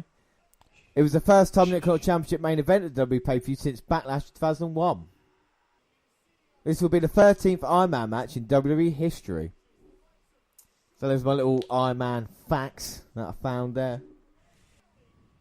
So here we go, and the promo for this, I mean, the build-up, let's not forget, Dolph Ziggler beat Seth Rollins. I mean, Seth Rollins, first and foremost, been on a great run as Intercontinental Champion, winning at WrestleMania, been the European Challenge, and have a great match against everybody, plus Mojo Rawley.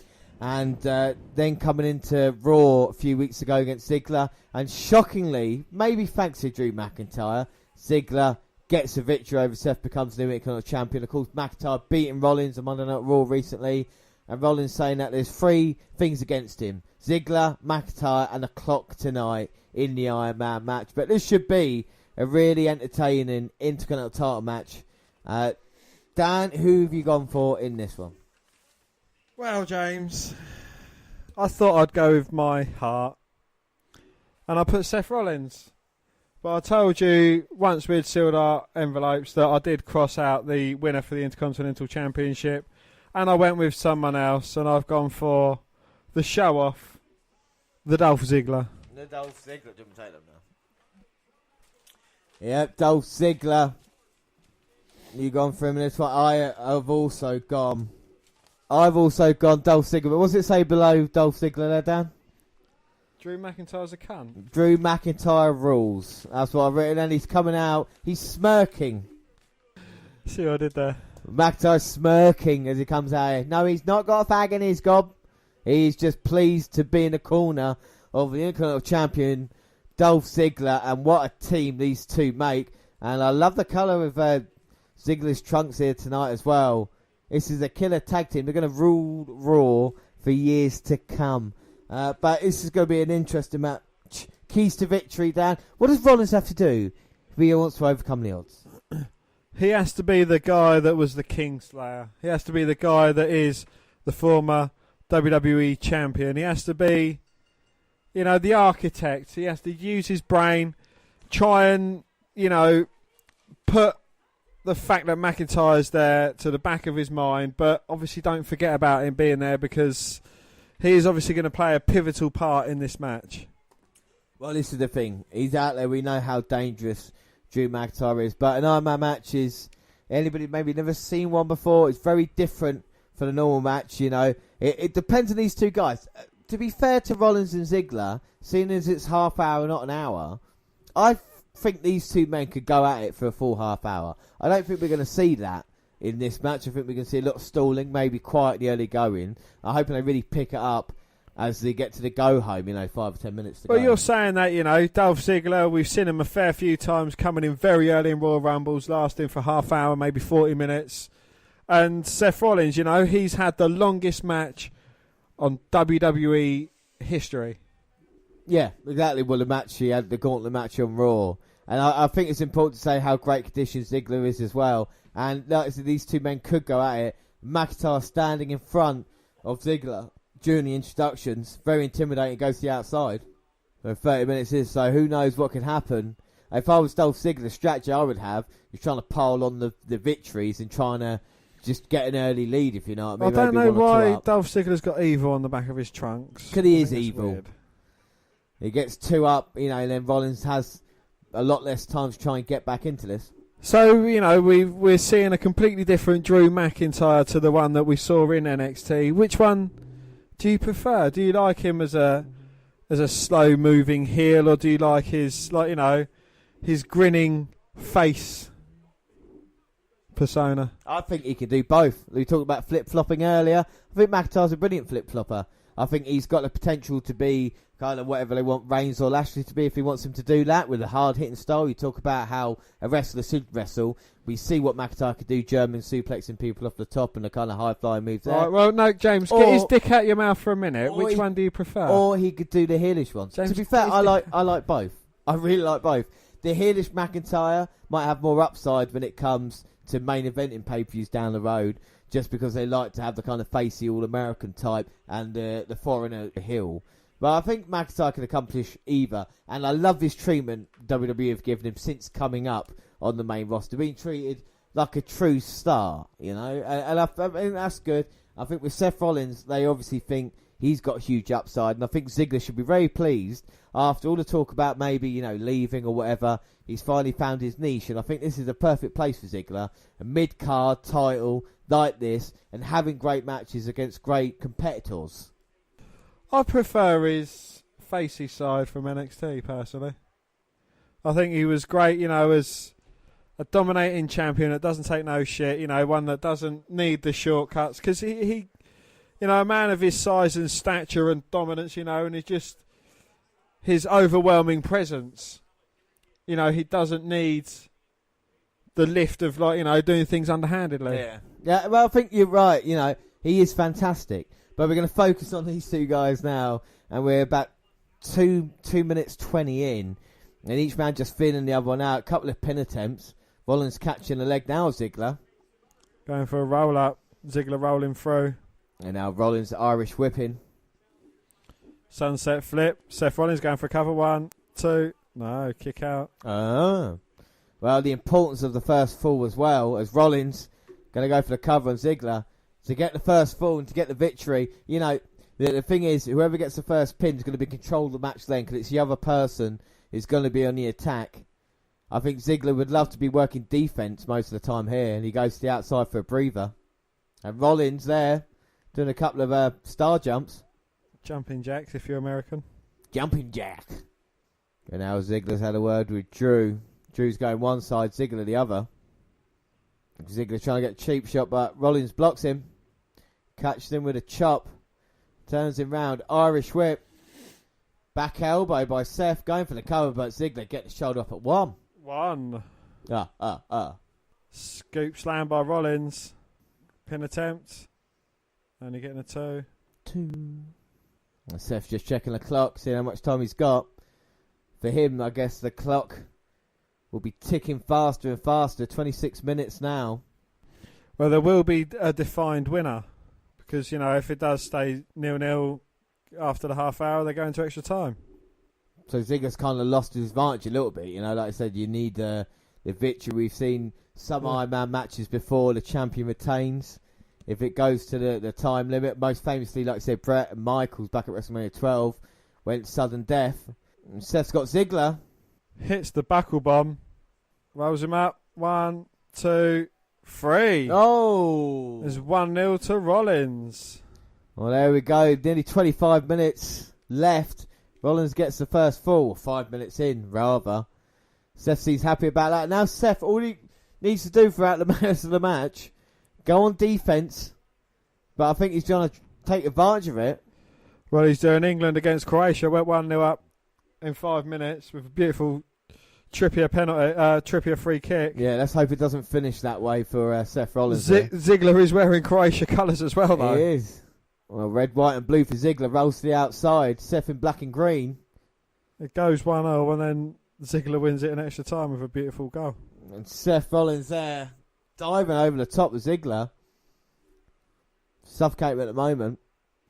Just don't get intimidated by Drew. Rollins needs to have a really good chance and miss it. Like Kane did. See, I think that Rollins and McIntyre would work brilliantly together. Look at them, look. They look very similar. I think that. And then the match they had on Raw was great as well. Don't get me wrong. A mini Rollins, a mini McIntyre. You can bring out a midget as well to go even smaller. I'll just bring out one of the 205 guys.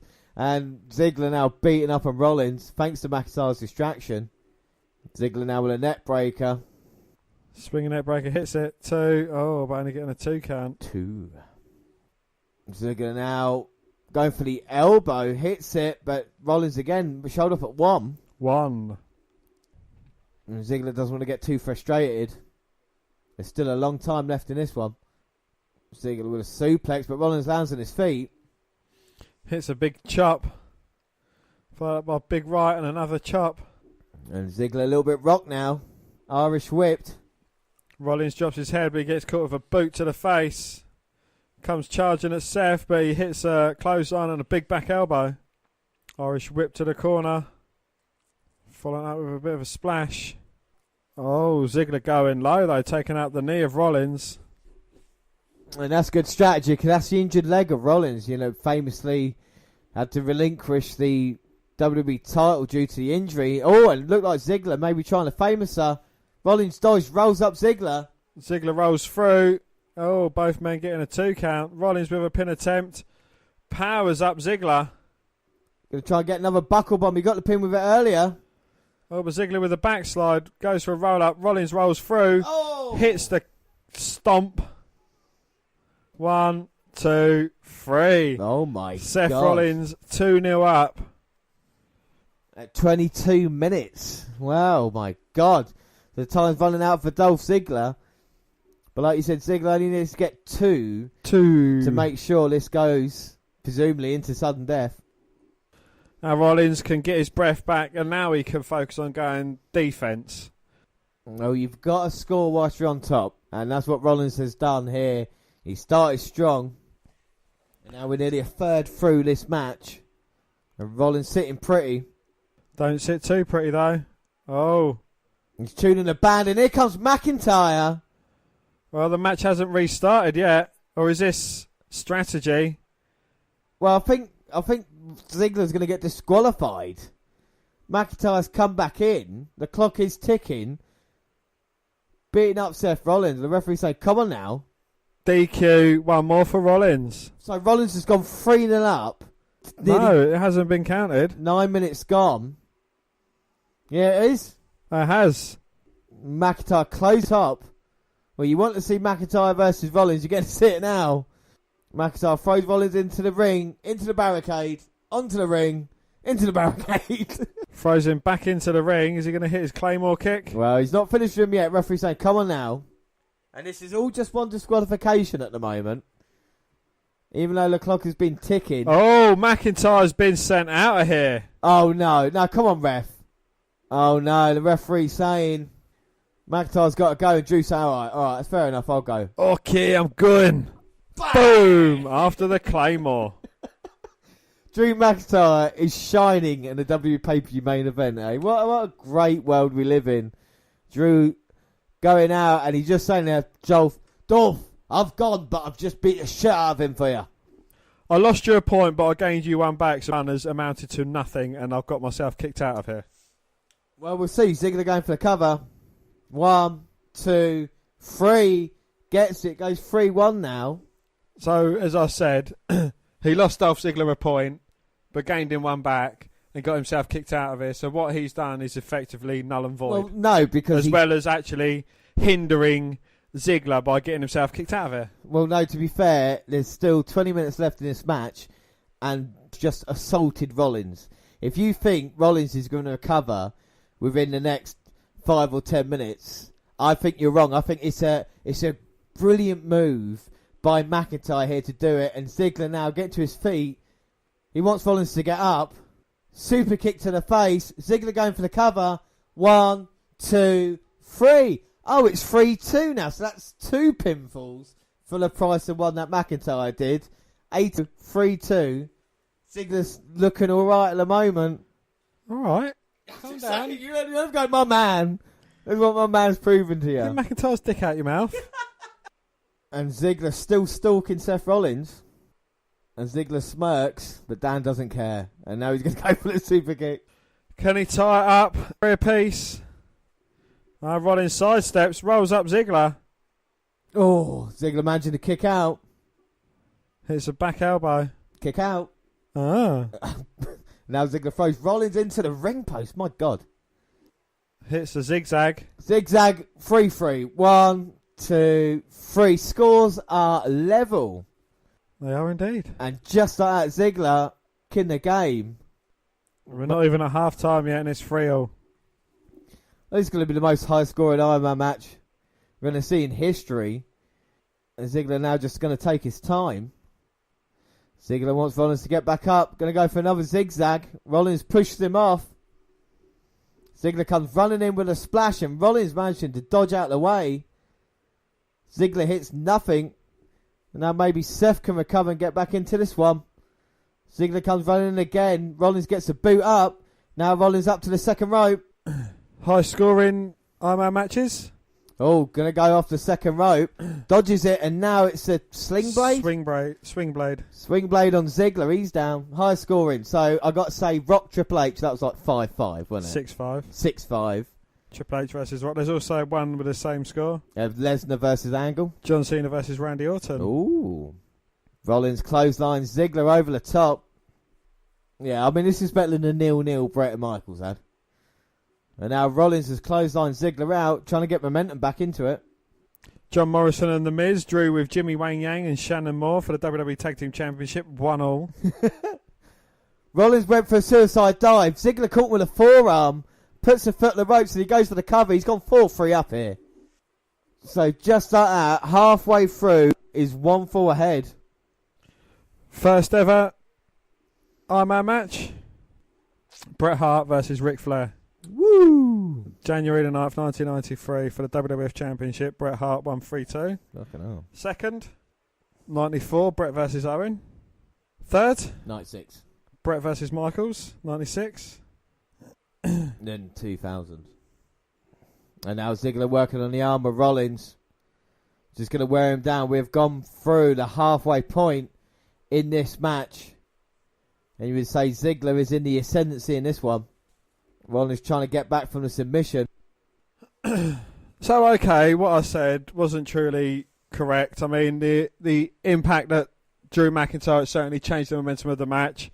It's got Dolph Ziggler, in effect, 4 points since the beatdown because Seth Rollins hasn't really had much of a look in. Yeah, but you're right. The fact that McIntyre now can't come into play for the rest of the match, for doing that so early now, for halfway still to go, you know, it's going to be a one-on-one encounter. And you would say maybe Rollins has got the best of Ziggler with 1 fall to go with 40 minutes. It's a weird situation, isn't it?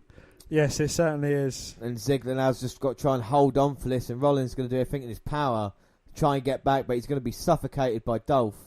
He's still got the sleeper in. Seth cannot move at this moment in time.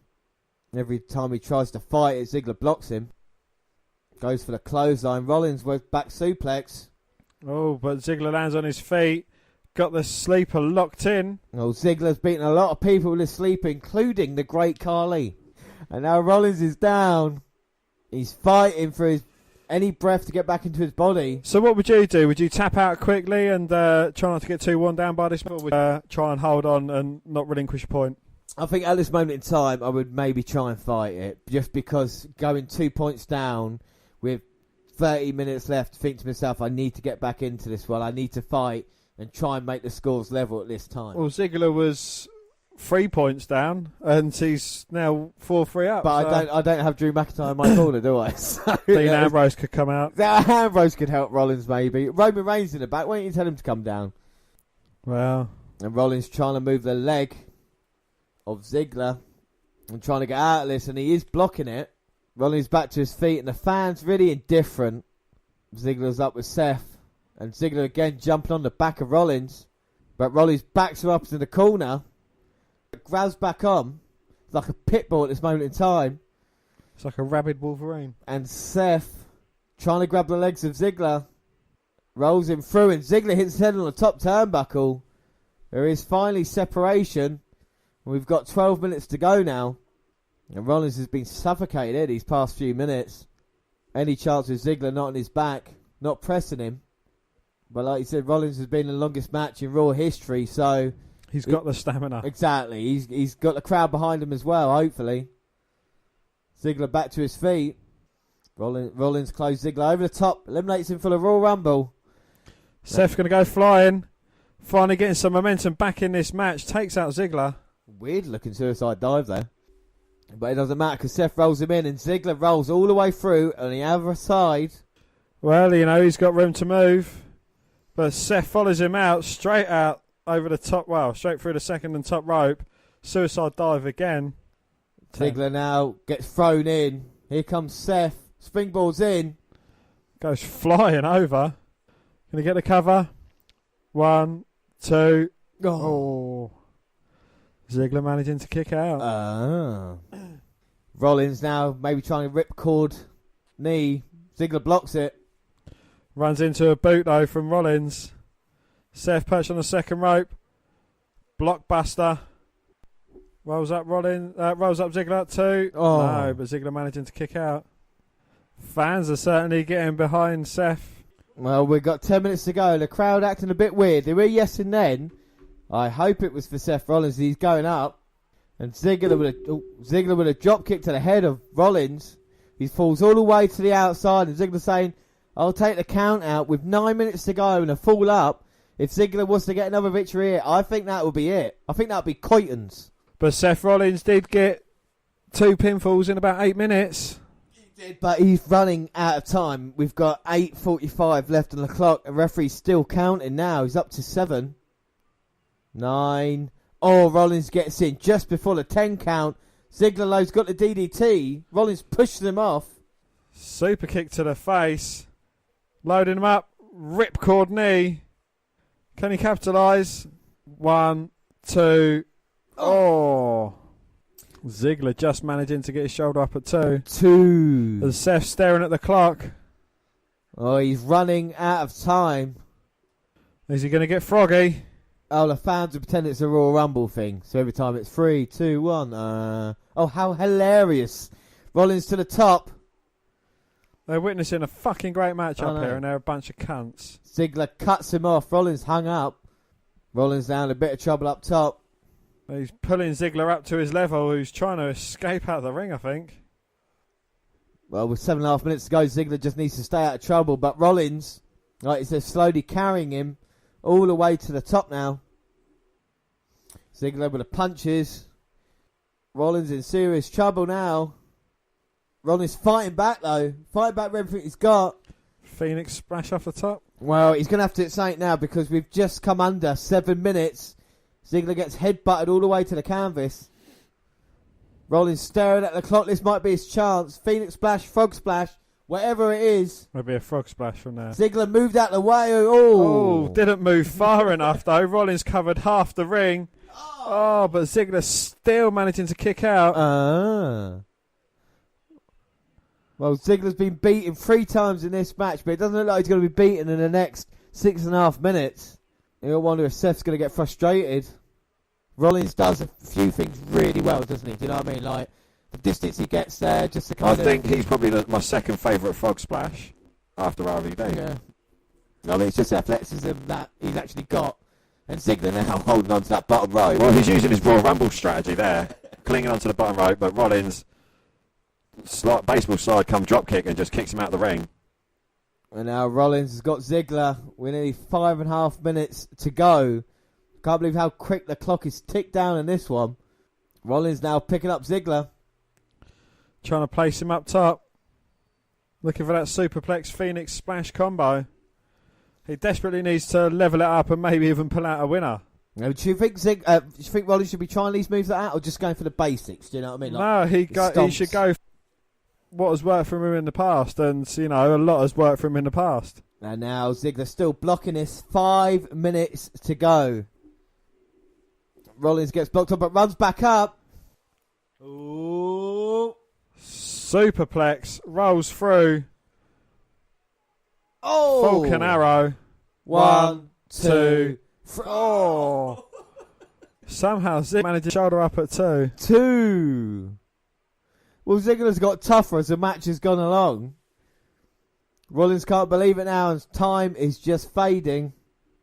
Oh, Drew McIntyre not. Ziggler's proven these past 20 minutes that he belongs. Well, Rollins has removed his wrist tape. Well, Rollins has got 4 minutes now to get a fall to hopefully move this into overtime. If he wants an outright victory, 2 falls in 4 minutes, and Rollins getting to his feet. Is he going to stomp time? He's taking too long at the moment, tuning up the band. Turning it down. Kick to the midsection. Stomp time. Ziggler moves. Ziggler moves. Goes low. Hits the leg. Roll up from Ziggler. 1, 2. Oh, Rollins managing to kick out. Super kick caught by Rollins. Slingshot. Roll up. 1, 2, 3. Oh, the move that doesn't work in real life. Rollins got it. Well, it worked for Rollins. 3 minutes to go, and Rollins squares this at 4 all. Them cunts fucking still going on with that fucking 3, 2, 1. I actually want to go and find them and kill them. Well, maybe we can. Maybe we can. Ziggler now just knows he's thrown it all away. All that hard work that McIntyre did has just thrown away there. And Rollins shouting at Ziggler. And he's got no McIntyre in his corner to help either. 2.5 minutes to go. Ziggler now on the attack. But Rollins taking the legs out. Wow, looking for the sharpshooter. Oh my God. You sit him in that for 2 minutes. He's bound to tap sooner or later. And now Ziggler, now he's got to face a choice whether he taps now to try and get. Can he get back into it in 2 minutes? If he's a fall down, he's going to try and reach the bottom ropes. 2 minute warning. The clock is ticking on this one. Ziggler desperation, and Rollins wants to get the pin. Oh my God. Got a crossface locked in, rolls him towards the centre of the ring. And Ziggler's got nowhere to go. Rollins is just clock watching, waiting for him to tap. Or did he tap? No, he just got his hand on the mat then. And Ziggler might be passing out in a minute. Still counts as a victory. 1 minute 30, we're locked at 4-all. Well, that's not working for him. What's Rollins going to try now? Oh, looking for the stomp. Oh, Ziggler rolls out the right way and rolls out the ring. Well, it's the safest place for him at the moment. Minute and 10 to go, and Seth's chasing him. Well, Ziggler thinks at 4-all he's going to retain this title anyway, so it doesn't matter. But Seth ain't going to go down like that. Rolls him back in the ring. And we've got a minute to go, and Ziggler hits the famouser. Goes for the cover. 1, 2. Oh, Rollins just managing to get the shoulder up at 2. 2. And Ziggler's now busted his nose as well. And in this epic Intercontinental Ironman match, we have 30 seconds left. And Ziggler now smirking. No, James, he hasn't got a cigarette in his gob. He's just got a smile on his face because he believes if the score stays as it is, he's going to retain his title. And now he's tuning up the band. He's looking to burn down Seth Rollins. Oh! But Rollins catches him. Hits the stomp. And that's it. Seth Rollins trying to get to the cover. 3, 2, 1. No, that's it. That's it. Rollins had the pin. But that finishes that. That's 4-all. And it doesn't look like there's any overtime. So I would say Dolph Ziggler retains the Intercontinental title. And Rollins cannot believe it. Oh, and the referee saying that Dolph Ziggler is still your Intercontinental champion. And Rollins cannot believe how close he was. How long was he? 5 seconds? He was at least 7 to 8 seconds late. It was so close. And Ziggler is walking out here now. So that means it is 7-9. Yep, 7-9 in predictions. And Seth wins, but I mean, what a performance. That was a bloody good match, that was. Oh, hang on a minute. Wait a minute. It's Kurt Angle. You suck. Well, the WWE Universe don't want to see a tie. That's why there's no ties in the WWE. No, Angle's not wearing a tie. I meant tie people. Oh, right, yes. Well, the fans don't want to see a draw. Oh, my God. Well, Angle announces sudden death overtime. The first pinfall is the win. Ziggler can't believe it, and fans happy. Referee's in. Ring the bell. Well, we might have a new Intercontinental champion here. Rollins is fresh. He's ready for it. Oh, McIntyre. McIntyre's up with a distraction. Zigzag. 1, 2, 3. Oh! In sudden death overtime, Ziggler gets the win. Thanks to Drew McIntyre. He got knocked off the apron, and Ziggler does win. It's 9-7, and McIntyre got the Intercontinental title. Drapes it over Ziggler. My word. Our score's 9-7. 5-4 in overtime. 5-4 in overtime for Rollins versus Ziggler. And with a little assistance from his friend, Seth Rollins falls foul to a zigzag. Yeah, and Ziggler on the shoulders of McIntyre. I mean, What a great match that was between two men for the Intercontinental title. No Universal title here, but that's all that matters is these two guys. And Ziggler with the victory, under shady circumstances, but he got the job done. I think it was really, really good. What a way to end Extreme Rules 2018. But it's not over yet because we've got the post-show. So, the post-show Extreme Rules. It was hosted by Renee Young and Sam Roberts, obviously on the WWE Network. Guests on tonight's shows will be Carmella and Bobby Lashley. Renee and Sam recap most of tonight's matches as we get right to our first guest. And Bobby Lashley joins the show. Well, Sam talks to Lashley about the people thinking the match was over, but Lashley says, when you're a champion, you overcome. He says Reigns has never seen anyone like him. He's a different character, a different breed. That's what he was away for 10... That's what he showed Reigns tonight. Lashley says even though he was away for 10 years, that's 10 years of work he's been doing to get himself ready to return to the WWE. He expected Reigns to bring his A game, calling him a champion and a warrior. Well, Sam asked Lashley about Brock. Lashley said he doesn't know where Brock is, but wherever he comes back, he's someone who defend the title against. If Brock is ready to come and defend that title, I'm here. Lashley's a fan of Angle's ultimatum for Brock and says Brock has no excuse for not showing up. Lashley said he wants to beat Brock for the title. He wants both.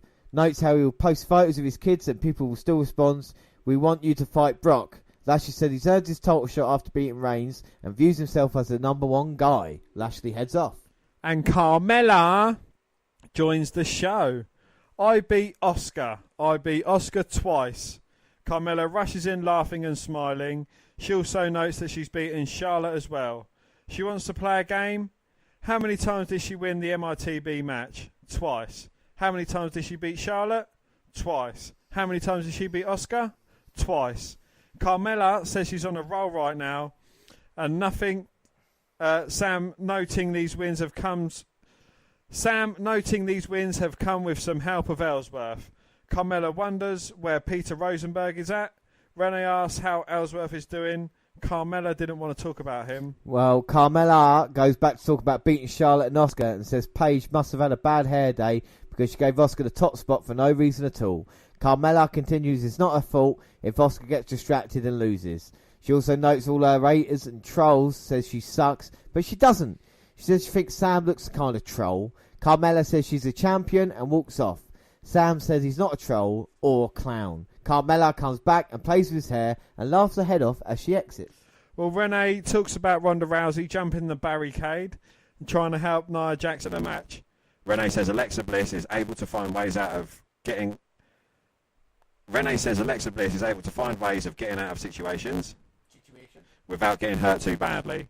Renee and Sam wonder what's next though after this match. Well, B Team join the show and they are beyond pumped to be new tag champions. They compliment Sam's hair and cheer a bunch more. Axel hugs Sam and they are excited. Axel says they are the B and A team now. Axel says there are peaks and valleys in this business and they are on top. Bo talks about Miz leaving them, but they made something out of it. Renee asks if they're surprised by the success and they say no, as the B team are undefeated. To celebrate, they're going to a water park to get some mild buffalo wings. More celebrating. Bo goes wild on the table, slides down the front of it and celebrates a bunch more as we fade to black. Wow. So that was the post-show, nice little wrap-up. But what did we think of the entire pay-per-view? Well, let's go back now then to match one. And that was CN versus Sin Cara in the kickoff match. What were your thoughts on that one, Dan? I thought it was a very quick-paced match, a very good start to the show, and you know, I think there's a bright future to CN. Yeah, I think there's a huge future for CN, especially with Zelina Vega with him.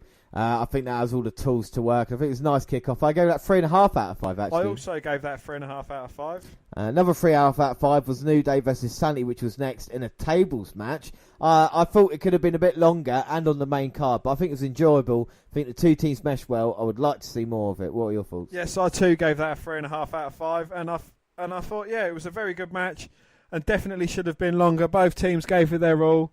I did like the way it finished as well. You know, I think it's giving Sanity a good rub, and hopefully they can go to bigger and better things when the time comes. And especially if you add Nikki Cross to that, then Sanity can become a success on SmackDown. Then we started the pay-per-view proper with the Deleter of Wales versus the B-Team and a shock heard round the world. The crowd was quite quiet for it, but the match weren't great, but I love the fact Bo Dallas and Kurt Saxon got their moment. You know, they can look back on this in a couple of years and be like, well, at least we got a moment there, you know. Yeah. What are your thoughts on it? Well, it was a very surprising finish, but a good surprise.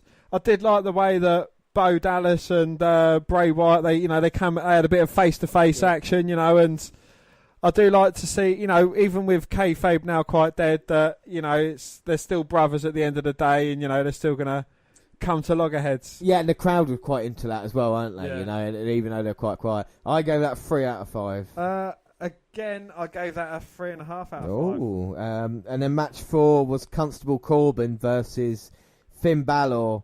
I just thought it was a bit silly. Your thoughts on the match? Yes, well, my notes exactly are Corbin is shit. He's shit.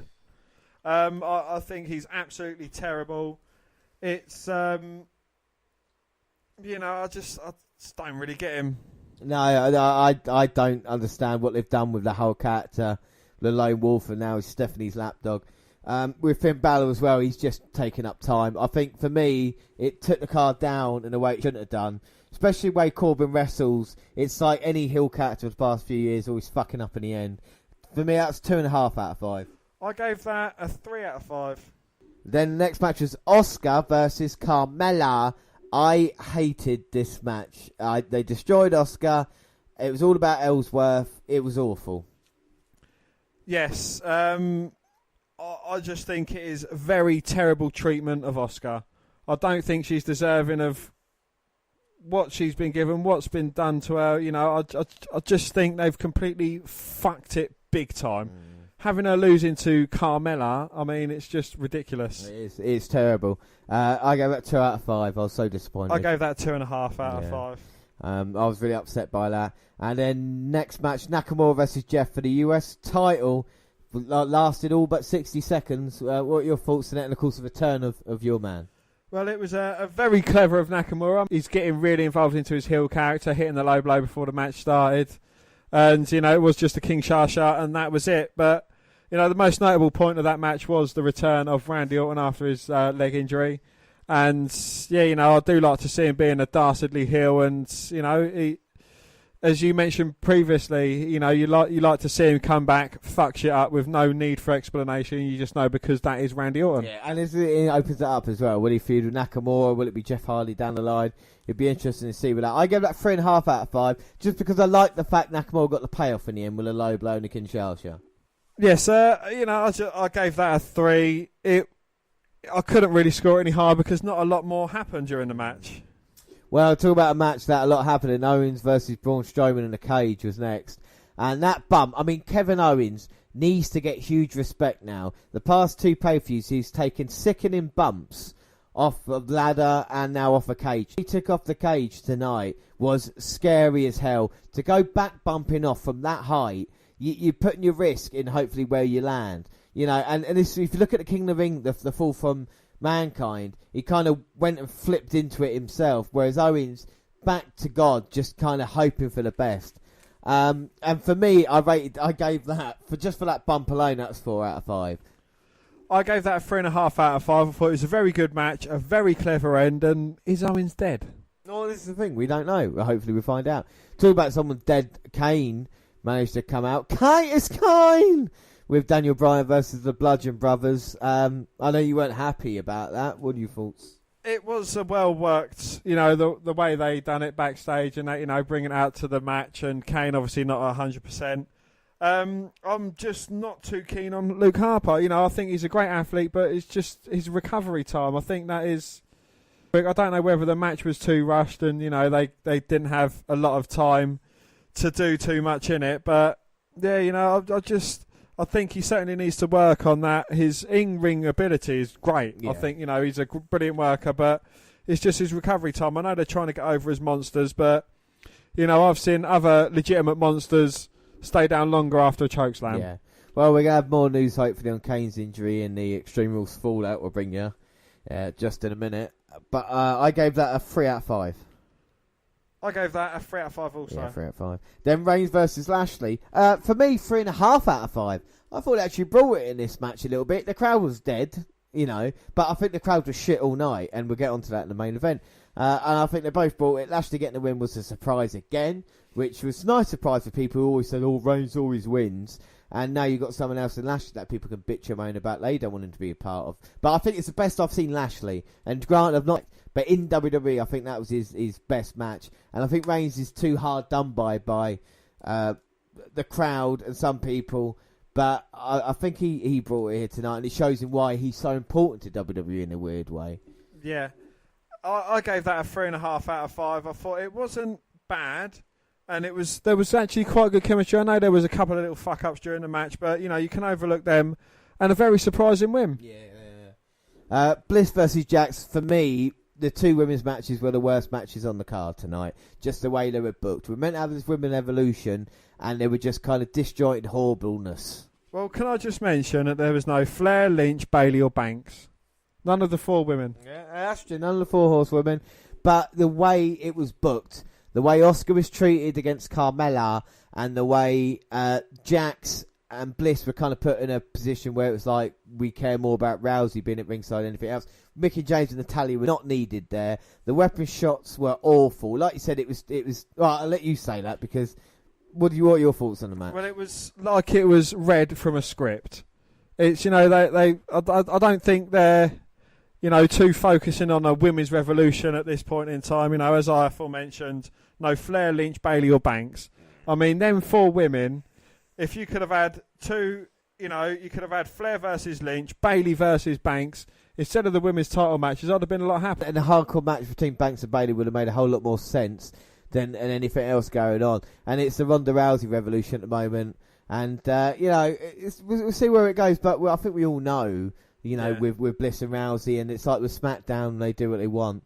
After that, then AJ Styles brought it as WWE Champion. What a great thing, right? What a great idea to have an actual world champion who appears on TV and defends the title, not only just every few months, but week in, week out, and has great title defenses against people that we want to see, like Rusev. I mean, AJ Styles, it's just a shame he's not 10 years younger. Do you know what I mean? Because we would have this now for the next 20 years or so. It's just a shame. Well, you think if it was about in 2008 in the WWE, he could have had some epic matches against Edge? Yeah.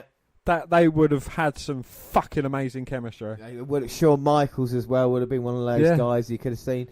A good Undertaker. Oh, fucking hell. Exactly. That kind of big bumping style by Styles against The Undertaker at WrestleMania, something like that. Against even CM Punk and people back in the day would have been great to see. This is why I hope from this he goes to face people like Samoa Joe, and we get to see the dream matches now.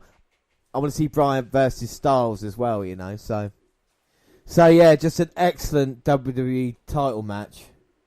Great WWE title match there, Rusev and AJ Styles. And Dan, what did you give that match? AJ Styles, Rusev, I gave that a 4 out of 5. Yeah, I gave that a 4 out of 5 as well. I thought it was good chemistry. What were your thoughts? Yeah, very well worked for both guys. I think they had a lot of great chemistry, and I think it just went down perfectly. Yeah, it really did, didn't it? And then we move on to the main event Ironman match, Rollins versus Ziggler. For me, I thought it was the match of the night. Even though the crowd weren't really into it, I think the story they told with Rollins struggling to get the fall towards the end and how quick the half hour went for me, I could have seen him do an hour easy. And I think they both could have done an hour easily, couldn't they, Dan? What were your thoughts? Definitely, yeah. I liked it. Well, the interference. Drew McIntyre as well early on to get himself ejected. I thought that was really well worked, and I just think the whole match clicked. Yeah, it's making them all look like stars, giving them a main event bit, and the way McIntyre's been treated recently as well, winning on Raw, and the way he was, clever kind of monster he was in this match. I think he really shone. I gave that 4.5 out of 5. I gave that a 4.25 out of 5. So was that your match of the night? That was my match of the night, yeah. Yeah, and it was mine. It was mine as well. So overall ranking of the event, Dan, what do you give out of 10? I gave that a 7.5 out of 10. I think, aside from the last 2 matches, everything else was just above average / good. There was a couple of letdowns, most notably the women's matches. But, there was a couple of really good matches as well, namely the last two matches, Styles versus Rusev and Rollins versus Ziggler were great. Yeah, no, I gave that an 8 out of 10, just because I thought it was a solid pay-per-view. There wasn't any major ramifications for anything that was on the line in the event. But I think what we saw, Rusev and AJ, I think they pulled it out. Kind of title match definitely did. And I think even Reigns and Lashley, of course, I was just disappointed about the women in that one. But we got some fallout from the event now. Yes, the new big dog Bobby Lashley wants to face Brock Lesnar. And we don't know yet if Universal Champion Brock Lesnar will respond to General Manager Kurt Angle's ultimatum. Kurt Angle's ultimatum that he returns to the WWE and defends his title or loses his belt. But if the Beast Incarnate does respond, he thinks he should be the man to face him. As he explained on WWE Network's Extreme Rules post-show after defeating Roman Reigns on July. Well, Brock has the title. I don't know where Brock is, but when Brock's ready to come back and fight somebody for the title, I'm the man. Of course, he said before he didn't want to come back because Roman, but now there's a new big dog, and that's me. So if he wants to come back and defend that title, he's somebody else to come back and defend that title with. Somebody that can beat the person he defended the title against last time. So now if Brock is ready to come and defend the title, I am here. And I'm pretty sure Brock is going to show up. I'm pretty sure Brock watched what was going on tonight. Right now, Brock has no excuses for not showing up. I want to beat Brock for the title. Is that the match that you want? Well, Bobby versus Brock. I mean, with Reigns versus Lesnar, I think it would now. I think it would be interesting to see what their styles would be and if Lashley would just be suplexed around the ring or would actually be given some offense, Right, so we've revealed... WWE have ended up making several significant late changes which changed the whole shape of the pay-per-view. The source first revealed that Hulk Hogan didn't meet with Vince McMahon, so that wasn't even at the show. So the two big news stories, Hogan was backstage with all the wrestlers and Vince McMahon wasn't even there. In constant communications with officials, but it was Triple H and Billy Kidman working at the griddle position, but Vince still made some changes to the event. Well, the last minute changes was initially Bobby Lashley versus Roman Reigns was scheduled to be the main event. However, WWE decided against that based on the fear of how the fans would react. Instead, Ziggler versus Rollins ended up going on last. However, the original plan for the Intercontinental Championship that they was going to open the show and set the tone rather than go on last. That would have been a massive change. And it's been reported that the final hour of Extreme Rules was originally scheduled to feature the WWE Championship match between AJ and Rusev, the Raw Women's Championship match between Bliss and Jax, before Lashley and Reigns would end proceedings. The call was made relatively late to switch the order around and give the Ironman match the main event slot, something WWE officials wanted heading into Extreme Rules. In the end, it was a smart move on WWE's part, even if the Pittsburgh crowd wasn't too receptive towards Ziggler and Rollins. Despite the show-off and the Kingslayer going at it for more than 30 minutes during their Ironman match, fans on Twitter had blasted the Pittsburgh crowd for the role they played during their title match. As soon as the match between the pair was announced, fans were also claiming that it had potential to be the match of the year, going to receive plenty of time to lay it all out in the ring for 30 minutes. WWE went one better. They sent the match into overtime after the score finished 4-4 once the clock had run out. In the end, Drew McIntyre proved to play a critical role in Ziggler leaving the Pittsburgh with the 5-4 victory along with the Intercontinental Championship. However, fans on Twitter are anything but pleased at the crowd's attempt at hijacking the show. Sadly, they seemed more interested in the clock on the screen than they were in the match itself. Well, what seems to irritate most of the fans online, however, is the fact that the majority of fans also complain that the same big names are featured in the main event matches time and time again. Well, when the WWE listens and gives them what they want, they decide to take over the show themselves rather than focusing on the excellent match two talented stars are putting on. Well, even Bubba Ray Dudley got involved because he says, sounds like the Smarks in Pittsburgh could have used a good ass kicking tonight. And a few other people said, Pittsburgh, shut up. It's not the Rumble. You're not the Post-Mania crowd. It's lame. Well, like I say, I love wrestling. I hate wrestling fans. Yes, and someone else said, 100% agreed, man. Yet they whine and bitch because we don't have actual wrestling anymore. Ziggler and Rollins have been having great matches lately on Raw. The fans should have known they were going to deliver, but no. Let's shit on this and ruin it for everyone. We beg for wrestlers like Rollins and Ziggler to be given main event slots and then complain that Vince isn't connected when we boo the likes of Vince. Yet we got what we wanted and the crowd still would rather play with a clock and ruin it for everyone else. Well, all year round, why don't we push Ziggler? Why don't WWE push Rollins?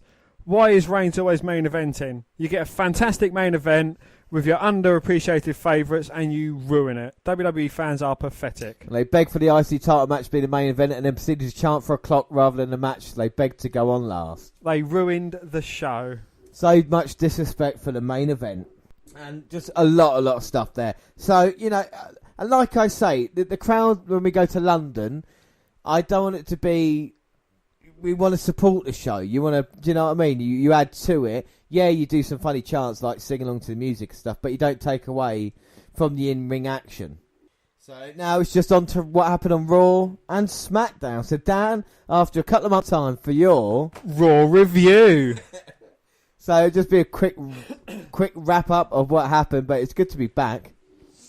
Well, Bobby Lashley has to defeat Roman Reigns twice in a row to face Brock Lesnar. That's how they opened it. Well, Kurt Angle opened the show by speaking directly to Paul Heyman to determine how they settle the situation. With the Universal Champion Brock Lesnar, which would lead to the announcement of a short tournament. This week, Reigns and Lashley will set up a rematch of their bout at Extreme Rules. Regardless of how excited fans are for this rematch, it would be a big deal for Lashley to pin Reigns twice in 8 days, establishing him once more as a dominant force for the brand. No one would question why the Destroyer was getting a shot so quickly at Raw's World Champion after that. And up next is Bobby Roode heading straight down the roster. Roode challenged Dolph Ziggler this week by trying to show he deserved more opportunities than he was getting. However, after tweaking his knee during a contest, he fell to a super kick. As the Glorious One stewed over his loss backstage, Mojo Rawley mocked the former United States champion. Fuck off. Honestly. While his match with Ziggler was strong, it was sold as a one-off encounter rather than setting up a feud. This leaves Roode in the story with Rawley, which is a huge step... which is a huge step down from where he's expected to be on the main roster. Clearly, the former hype bro has been built as a bigger deal recently, but he's still not around title contention. Roode was a big-time signing for WWE, and he was treated to main event caliber and talent in NXT, similar to Finn Balor or Nakamura. At best, the It Factor will take down Rawley and remain waiting for an opportunity to shine, but just as he is used to stepping stone for the heel, finally to move into the spotlight. Bayley and Sasha Banks continue to run around in circles. After a final ultimatum from Kurt Angle, Bayley was forced to team up with Banks again against Alicia Fox and Dana Brooke with a promise that failure would lead to one of them getting traded to SmackDown Live. Bayley was isolated and beaten down. Banks lost it and assaulted both their opponents. This led to referee disqualifying the faces. Later, Bayley asked Banks why she did what she did. Banks made it clear she loved her and always had. It was a surprise turn in this rivalry, with the boss finally opening up to put a stop to their conflict. And the B team's title reign may finally add diversity to the tag team division. In their first night as Raw Tag Team Champions, Bo Dallas and Curtis Axel defended their titles against the Ascension. Despite Conor and Victor giving them a tough bout, the B team emerged victorious, with the Revival watching backstage before being challenged to a rematch by Bray and Matt Hardy. Ronda Rousey's road to the top may end at SummerSlam. Bliss and James came out to gloat over Sunday's controversial victory, but Still suspended, Rousey marched down to the ring through the crowd and attacked Bliss. Despite cunt stubble Corbin telling Angle to wait, the general manager decided to give Rousey a title shot at SummerSlam. WWE logic is really 100% sound, but this was an oddly structured segment with Angle rewarding Rowdy for breaking her suspension and assaulting his brand's champion. It led to what everyone expected, though, with Ronda Rousey versus Bliss at SummerSlam. So Roman Reigns versus Finn Balor versus Drew McIntyre. Roman Reigns pinned Finn Balor to get the victory. It wasn't a terrible match. It was actually quite a good, well-worked match between the three guys. We had Bobby Roode versus Dolph Ziggler. Ziggler defeated Roode quite easily. Bit of a boring match. Tyler Breeze versus Mojo Rawley. That was quite a good match, actually. Moments after Mojo Rawley confronted Bobby Roode backstage, the former Hype Bro battled Tyler Breeze in singles competition. The former Green Bay Fudge Packer ran over Breeze. I hear about fucking Mojo Rawley. Well, Rawley defeated Breeze with a modified Alabama Slam. Oh, fucking. Bailey and Banks versus Brooke and Fox. Brooke and Fox defeated Bailey and Banks by defeat. Terrible match. By defeat. By defeat, yeah. Well, it pinned him with defeat. No, pinned him with the hands. With by DQ. The B Team versus Ascension. The B Team started successfully and defeated the Ascension. Alexa Bliss addresses her Extreme Rules victory. Ronda Rousey come down, and for her terrible wrestling and shitness, she's been awarded a title shot. Titus World Slide versus the Authors of Pain.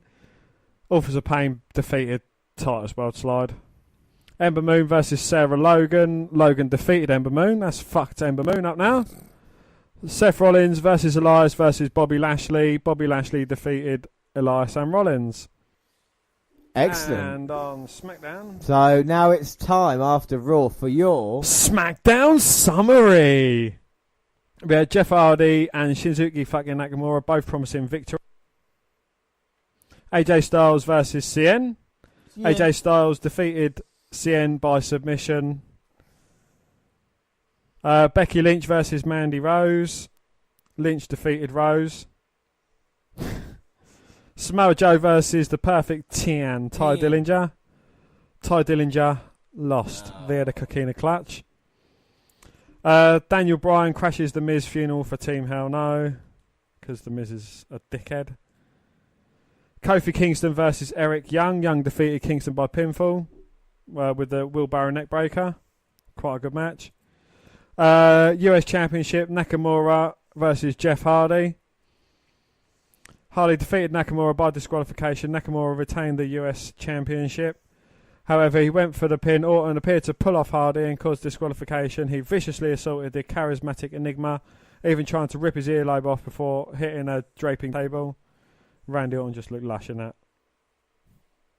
And that is the end of the SmackDown summary. Yeah, I mean, a lot of people are happy online about Orton Healy ways and trying to rip Hardy's ear off. So we'll see what happens on SmackDown with that. And we've got a rumoured SummerSlam card coming up. So, I mean, that is going to be quite exciting. We'll see what AJ Styles does in the pay-per-view. And, of course, Dan's favourite, Mojo Rawley. So, that's it. That's it for today. About Extreme Rules or the fallout from that.